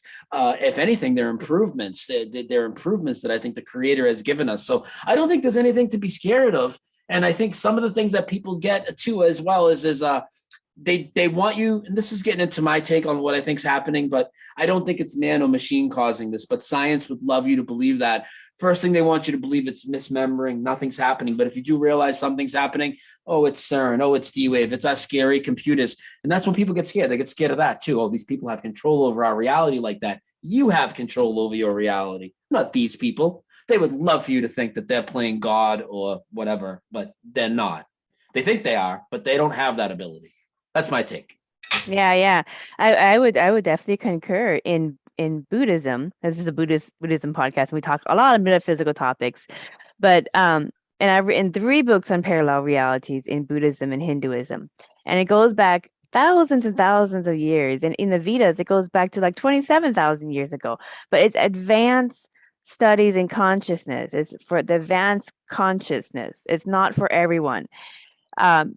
Being self-aware of shifting between one version of reality to another version of reality with parallel people and parallel versions of yourself, because when you shift to another reality, you might shift to a reality where you all of a sudden have a birthmark that was never there on your body, but your mom remembers that birthmark your whole life. Okay. So, obviously your consciousness has moved to a version of reality where this is the version of your body in this reality until the next time. So, there's elements of that as well. And so it's easy to get jaded. It's easy to not care. It's easy to not value, every different experience. So you're like, oh, it's not even real. But whether it's this person is real in this current reality, or this person was as another version of the person that you knew, it's still the person that you know. It's still like your mom. It's still your dad. It's still your best friend. It's still your spouse or boyfriend, girlfriend. In this reality, you still love them and they still love you, whether it's a different version or not. Now you just get to date or get to know them, this version, a little bit better. So it's kind of like a second chance. But yeah, I would agree that typically when you raise your frequency and you become more self-aware, you get into higher and higher versions that are better. But sometimes it's hard to know if you went into a better reality or not when you start seeing just certain chaos, like these Psyops, or like the last 2 years, with the problems with how that rolled out. So it's hard to see, well, did I go into a better version or did I go into a worse version? How do you know which version you are getting into is better or not? Or how about what if over the last 2 years, like we were still here for a little bit, kind of idle in this version, and these people that are all acting crazy came into our reality? That's another one too. Well, I think that's very possible, because I noticed several months before the thing rolled out, at the end of 2019, early 2020, that people had acted all of a sudden, bringing up this topic that we're talking about. People have gotten very combative about it and very aggressive. Like really, a few people had called into my show that I got into fistfights because family members were swinging punches at them for talking about Mandela Effect. And also, I did feel something else. There was another shift. I felt that all the people that I'm surrounded with in my community, and I'm sure people like yourself, I sensed that we all kind of got like a consciousness update of creativity. I saw a lot of creativity come out of the community of people I'm around, whereas these other people, some people call them NPCs or whatever, whatever, the normies, they got really, really aggressive. So it makes me, did like a dark spell come over this world? Was it a big shift? Did those people come in from somewhere else? I'm open to all of it. We're trying to figure out what this is. I mean, we're trying to figure it out. I'm open. I'm open. Now, there's another element that I'm curious about as well, and this is again unknown element. But does the make any difference on these people being aggressive to this concept of reality shifts? Because this Well, concept of reality shifts challenges their view on God or consciousness or source oh, or the supreme creator, well, whatever you want to call well, it. that's the big pitch. That's the big thing here, right? This whole thing is a hijacking of the human body and what God has created, and God's creation's got everybody in fear of what a body actually does. And honestly, I think the biggest agenda of the controllers, literally, is to hide creation, hide the supernatural, hide God. And for me, the Mandela effect is proof of all. We have things blip into here that were never in this reality, even animals and other things, organs in our body. If that's not proof of creation, I don't really know what is. And also, you talked about some people might think, well, what does this reality matter if things are just changing and they get People I know, we've all been brought closer to God from this, or closer to the creative source, as I like to call it, whatever the source is that created this reality. Because I look at this place as a test, and we've had, just talking about this thing and we've had a lot of tests put in front of us in our physical reality. And I think that this physical reality, we're going to graduate out of it. And I think us recognizing these shifts is essential, because where we're going after this, it's going to be all supernatural, I think. Yes. No, okay, so I add a little bit of Buddhism when I have conversations with people. So in Buddhism, and I've written this in my books, people who read this, because they're like, oh yeah, she's repeating the stuff from the books. But in Buddhism, 2012 was the year 2555, which is the Buddhist era calendar. In Buddhism, it's 2555, Buddhist era. And it's a changeover from one cycle of Earth's consciousness to a higher cycle. And it changes every 25,000, almost 26,000 years. But that's a changeover. It's just a higher energy. And higher energy, just like wind, nothing changes. It's just the wind change. And so when the wind changes, brings things up, it cleans things out, and you got to force to deal with it, because all your dirty deeds and whatever, you have to deal with it. And the thing is, it's also opportunity to bring up the dense issues that are holding down your frequency and your consciousness, because in these higher realities that manifest faster, that open up to more of reality, if you still have unresolved issues that you are hiding, it's just going to be harder to carry that baggage with you in these higher dimensions of consciousness that manifest so much faster. So, for example, a lot of people who are having an easier time with reality shifts and Mandela effects, many of them are people who really love doing self-help work. They love the self-help work. They understand religion, but many of them are also very, very open to spirituality and metaphysics. And many of them, as the further you get into metaphysics and spirituality, you get into multiverse and multiple timelines as well, which we explain a lot is the consciousness of higher frequency people, that they're not just traveling one timeline, but they're traveling a multiverse of timelines, and they're jumping between different timelines as well. So they may have an experience that was in the future, and then all of a sudden they'll have an experience where that hasn't happened yet, but they know it's going to happen. So they're just, I'm just going to get this ready for when that person comes around. That could tie into why people have deja vu, right? That could be exactly. That could be part of that too. So it's a case-by-case basis. But the point that I'm making is that when you graduate to a level of consciousness that you actually can understand and comprehend that you are creating the reality through your consciousness and your consciousness level, and your consciousness level is multidimensional as well, then you've graduated to being able to see and perceive beings of similar consciousness. And in Buddhism, we call it the intergalactic humanity. There is no timeline. It's just whenever you want to grow into that consciousness, because those beings are also multidimensional. And so we have to be multidimensional. Now, we don't want to give everybody a heart attack. Okay, so you gotta gauge a little bit, and I get it. So some of you guys just stick with Curious George for a couple months and take a look into a few things. Ease yourself in. Ease yourself in.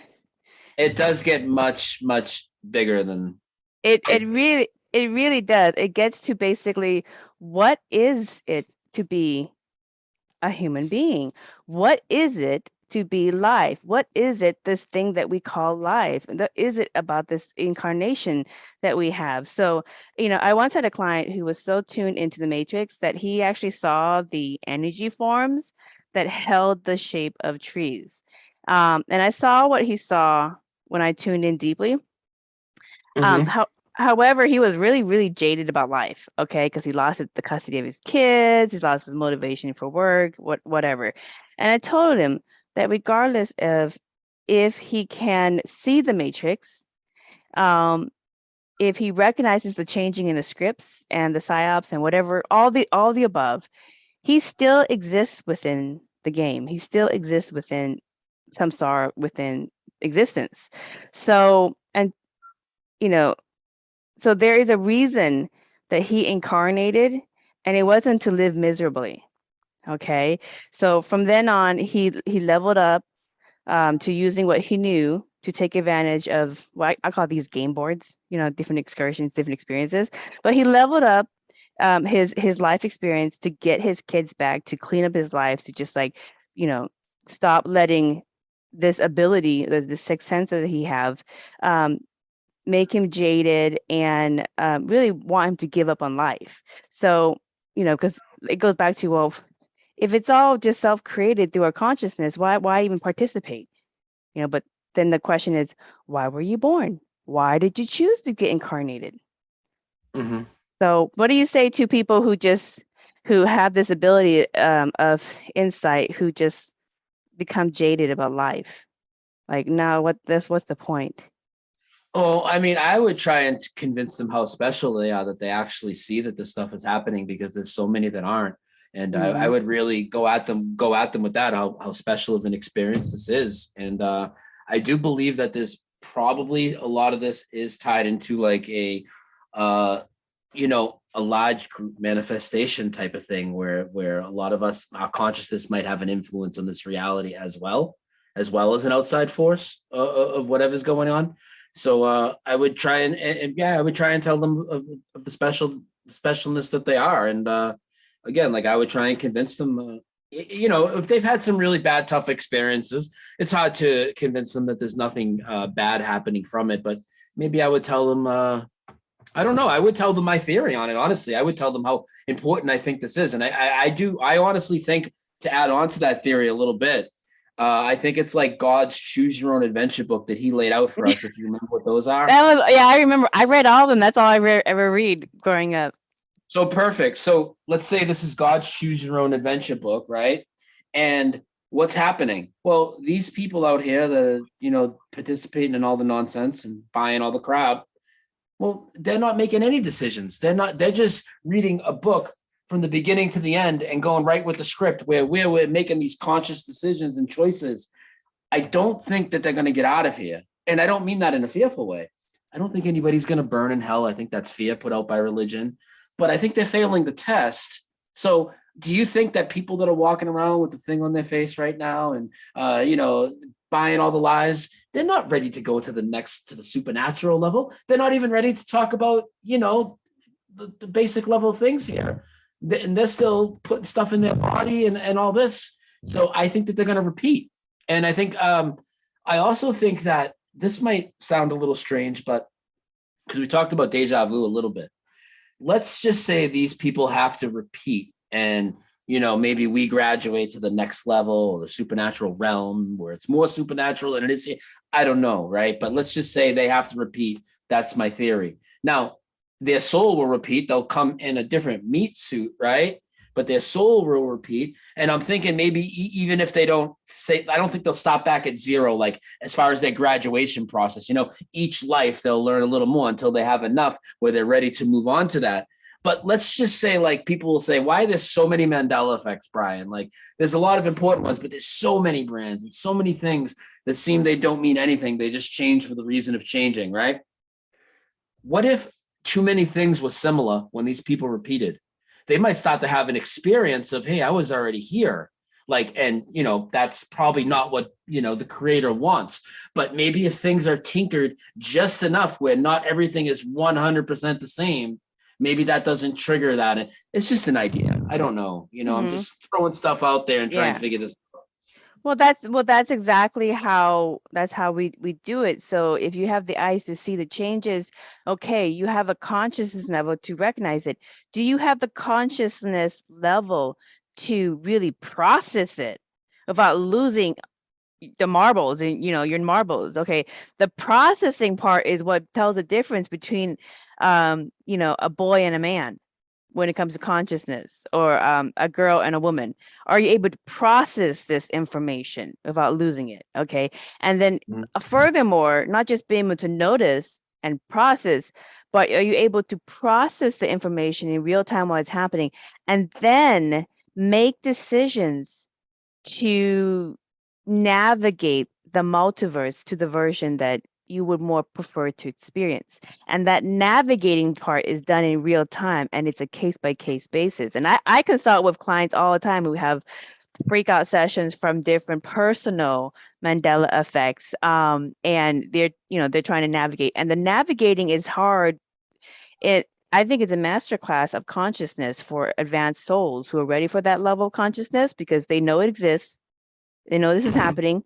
They know that their perception and their consciousness is doing it as well. It's participating in it. They process it already, so they're over the freak out factor. So if something happens, they're not freaking out so much as they used to. But now they're more kind of inquisitive, like, interesting. I only see one helicopter and not 4 helicopters. Well, what's the difference between there? You know, they're starting to think and understand, navigate in real time. Like, if I choose this doorway, like the choose your own adventures, if I choose this doorway, where will it take me? Will it take me to this version of reality that follows that line of thought, or will it take me there? So let me give you an example. So for the current events that's happened during the last 2 years regarding worldwide healthcare, I was very neutral, didn't have any thoughts. I'm very neutral, respect personal medical choices and all that for myself as well. But my father had passed away last May of 2021. And when he passed away, the nurse casually said a one-liner that completely bypassed my sisters, but I caught it because I catch these things. And the one-liner that quickly passed away, and when I questioned it, she changed the topic and moved on, was, do you want to reclassify your father's death as a CV-19 death? And I said, what? Oh, because they get money, big money for that. Yes. I said, what? I said, no, he died of sepsis. That's going to be on the birth certificate. That's going to be on, and I made sure of it. So anyways, I looked into a little bit more, and the minute I made that personal decision that I was not going to go down this pathway of deception, I was going to look and dig a little more, and I would look and dig a little more, and I started a different podcast called CVAR. But anyways, when I came back home, I started seeing some shifts in my personal reality. Restaurants that were completely closed all of a sudden is open, and has been open for years. I saw you know, buildings that were vacant all of a sudden have business. So I saw those changes, and they didn't happen overnight. They've been happening for a long time. But to me, it was overnight, because before I made that decision and had that physical experience that made me choose, do you want to continue the reality that will support the pathway of show us your papers, which I had to show I almost had to show my papers to get to Fresno to see my father. Had 3 hours to go to the airport to go see him before they pulled the plug, because they needed somebody whose family to make a decision. So I said, okay, I'm gonna get on a plane. And the flight attendant that I was talking to book the flight said, oh, you might have to show your papers. And I said, well, I don't have any of that because I didn't get that. And so she's, you know, we went all the way through, and the very end, she said, well, if you're going to Fresno, you don't have to, but if you go outside of Fresno, you probably have to. They're going to be asking. So I said, no problem, I'm staying in Fresno. But I did not like that taste of that reality. And when that happened with my father's death, I did not like that taste of reality even further. And so I physically made a decision. I am not going to support this reality. And so from then on, I have I don't go to self checkout. I will wait in the long line to go and have a Yep. physical person cash my stuff. I don't care if it's if I I'm don't do the I've been, QR codes. They put the QR code on the table now. I say, give me a menu. I don't I play say, that crap. yeah. I say, what's this? I say, I want a menu. I want to see the food. I want to see what I'm eating. I want to see it. I don't want to use it on my phone. So I make sure I ask for a menu, which all restaurants do. If they don't have a menu, then I basically go somewhere else. I won't go to self checkout. I'll wait to the end of the aisle just to go do the cashier, because I know how important it is me to make sure that that other reality does not happen. I just joined the gym. My husband and I just joined the gym, and they said, okay, well, we'll do the QR code for your gym membership. And I said, no, I don't need to download another app on my overstock phone that already has plenty of pictures and running out of memory. So yeah, why don't you just give me a card that I can scan? So they gave us a card that we can scan. So I'm making choices to not support that other reality because I don't want it. Okay. So, but that's how, in my mind, for myself and for my clients who are self-aware of the changes in the matrix, and when you're navigating in real time, yeah, you're going to make some mistakes. Yeah, you may say some things and go, oh, yeah, whatever. It's in real time, so there's forgiveness in this aspect of it. But for the most part, you know, you if you don't make a decision on which reality you want to move forward into, the decision will either made for you, or if you're lucky, source or God will put you in a physical experience that forces you to decide which version do you want to go, because you're kind of in limbo. So you're not going to be so lucky of seeing Jif and Jiffy on the same shelf. Okay, these are bigger like transition points. You need to decide. And so I think that's how it happens in real time, and that's like next level consciousness. And so people who are ready for next level consciousness as they are navigating the multiverse, it can be scary, and it, because you don't know if you're making the right decision and you're making the best decision you can. So what do you say to these people who are at this level of consciousness, who are trying to navigate the multiverse the best that they can without hurting too many people or making mistakes that they're going to regret later on? Well, I just think that I would just keep going with your intuition and going with your gut on what feels right. And don't, if you do that with good intentions, I don't think you're really going to make too many mistakes that are going to, harm other people or even harm yourself. And I'll always try to use a lot of discernment when you go through it.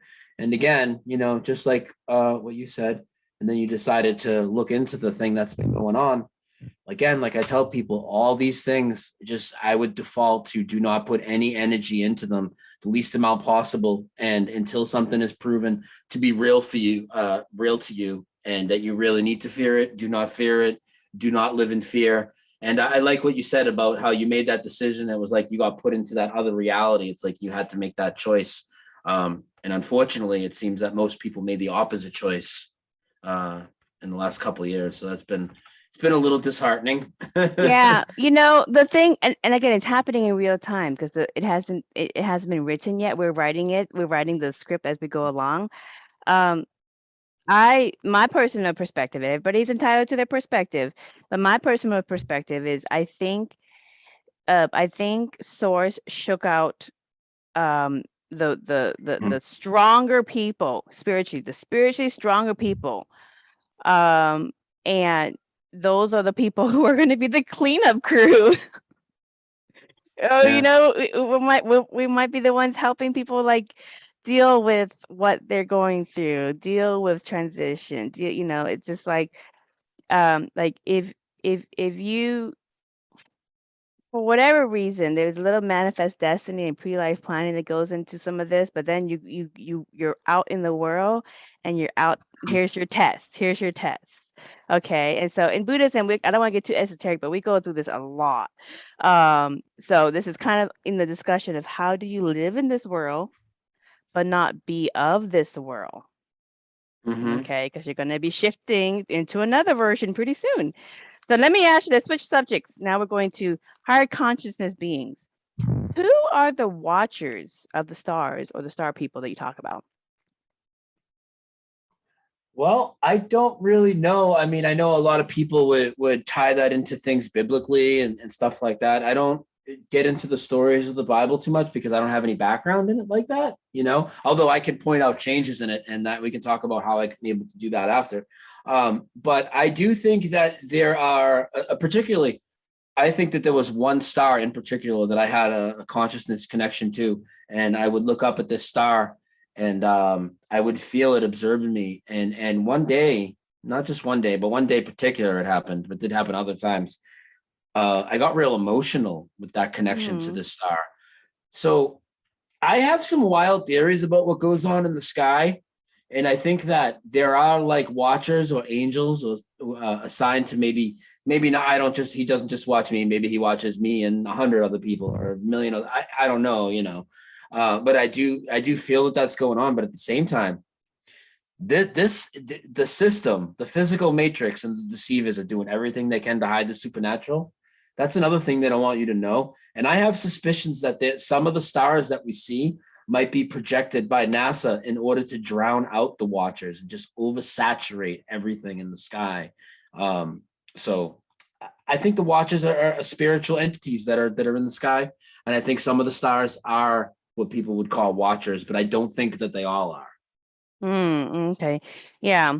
Well, that goes into the question about like, what do you think is the purpose of God creating the holographic matrix for souls to incarnate into? What's the purpose? What's the purpose of the game of Samsara that we play in? Maybe we can live out an experience and something for him to experience that he couldn't without us. Maybe that it's part of fulfilling God's need. I really don't know. Life is beautiful. Human life, humankind is beautiful. The things we create and the relationships and the bonds we make with people. Maybe he just wanted to create this beautiful thing. And unfortunately, on top of God's green earth and the wonderful human body, this other force is present. And it seems like the other force controls basically all the physical aspects that are on top of God's green earth. God put nature here. What do they do? Seriously, like there's plenty of food and water and land. These liars come in with their media and their stories, and they convince you there's too many people. There's not enough land. There's not enough water. Oil comes from dinosaurs and it's going to run out. Like all this stuff. It's like God created all these things to regenerate, be plentiful. There's no need for any of the garbage that they feed us, but they've come in, and what they've also done is very important, is they've corrupted mankind with the dollar, and people have sold their soul for the dollar. And that includes your friends and my friends, your family and my family as well. Now, I'm not saying that your family and my family are willingly complicit in, say, murder or botched healthcare, we'll call it, right? But they're going along with things that they probably know don't add up at least, but they're going along with it because they're afraid they're going to lose their paycheck. Basically, that's dangerous. They their soul to the dollar. You bring on another really good subject, because here is so many different examples in which source or God physically put people into an experience that is so unique to them, that forces them to look in their soul and decide what is the most integrity decision that they can choose in that decision. Okay. And it's a reflective of who they are and their belief system and all of that kind of stuff. So, in Buddhism, we call this like life lessons. These are life lessons that teach us about ourselves. Yeah. Well, I'm having a wonderful time. I'm going to give you one last question. Okay. So what is your last message that you want people to know? My last message that I want people to know is what I always tell people. Although you might hear me say that, you might hear me talk about the Mandela Effect most passionately as of recent, although I talk about tons of other stuff. I'll tell people what I always tell people. There is no ultimate truth. There's only pieces to this puzzle, and it keeps going and going. Don't get stuck with one topic. That includes me. That includes you. That includes everybody I've done this journey with. There's always more. And the best thing we can do is always try and connect the dots. Try and stay open-minded, but use a lot of discernment. Do not live in fear.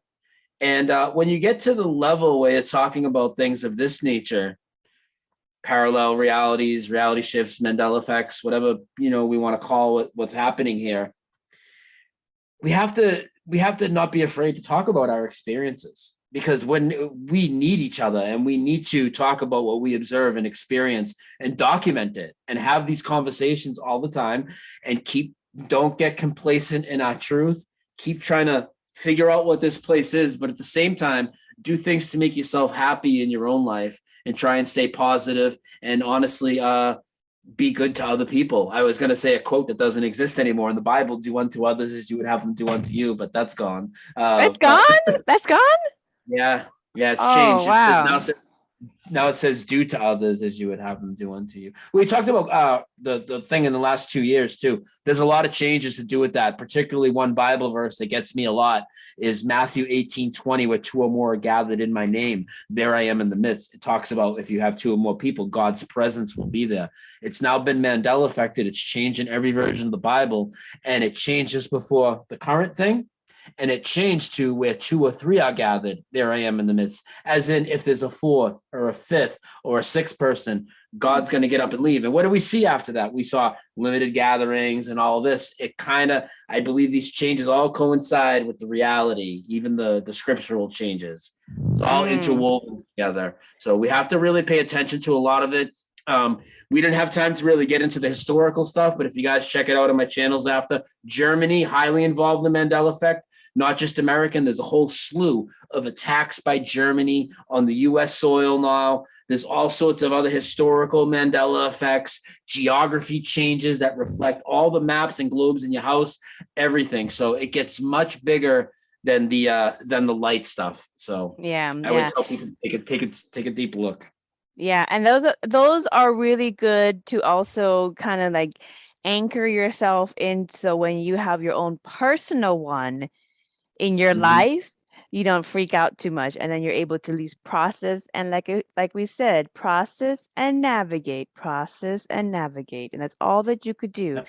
And a little bit of prayer and connecting to source within you helps as well, so that you can navigate the best you can. You never know where you're going until you get there, and then you can look back and like, oh, okay, I went through the labyrinth pretty good. So, Brian, thank you for providing us more in-depth understanding of your personal experience jumping between parallel realities. So, for more information about Brian S. Staveley's Dose of Reality podcast, please visit his website or his channel, rockfin.com/Brian S. Staveley. And I will put that in the show description as well. And I think you can find it in a couple other sites as well that you can do an internet search for. Yeah, if you just search that name, you'll find me on everything from, YouTube, Twitch, Rockfin, Rumble. I'm on all of it. And also, if you just go to doseofrealityshow.com, you can find the links to everything you would need from me. Contact, social media, email, whatever. All my channels back. Perfect. Well, thank you kindly to our listeners for listening to another enlightening conversation. Until next time, blessings.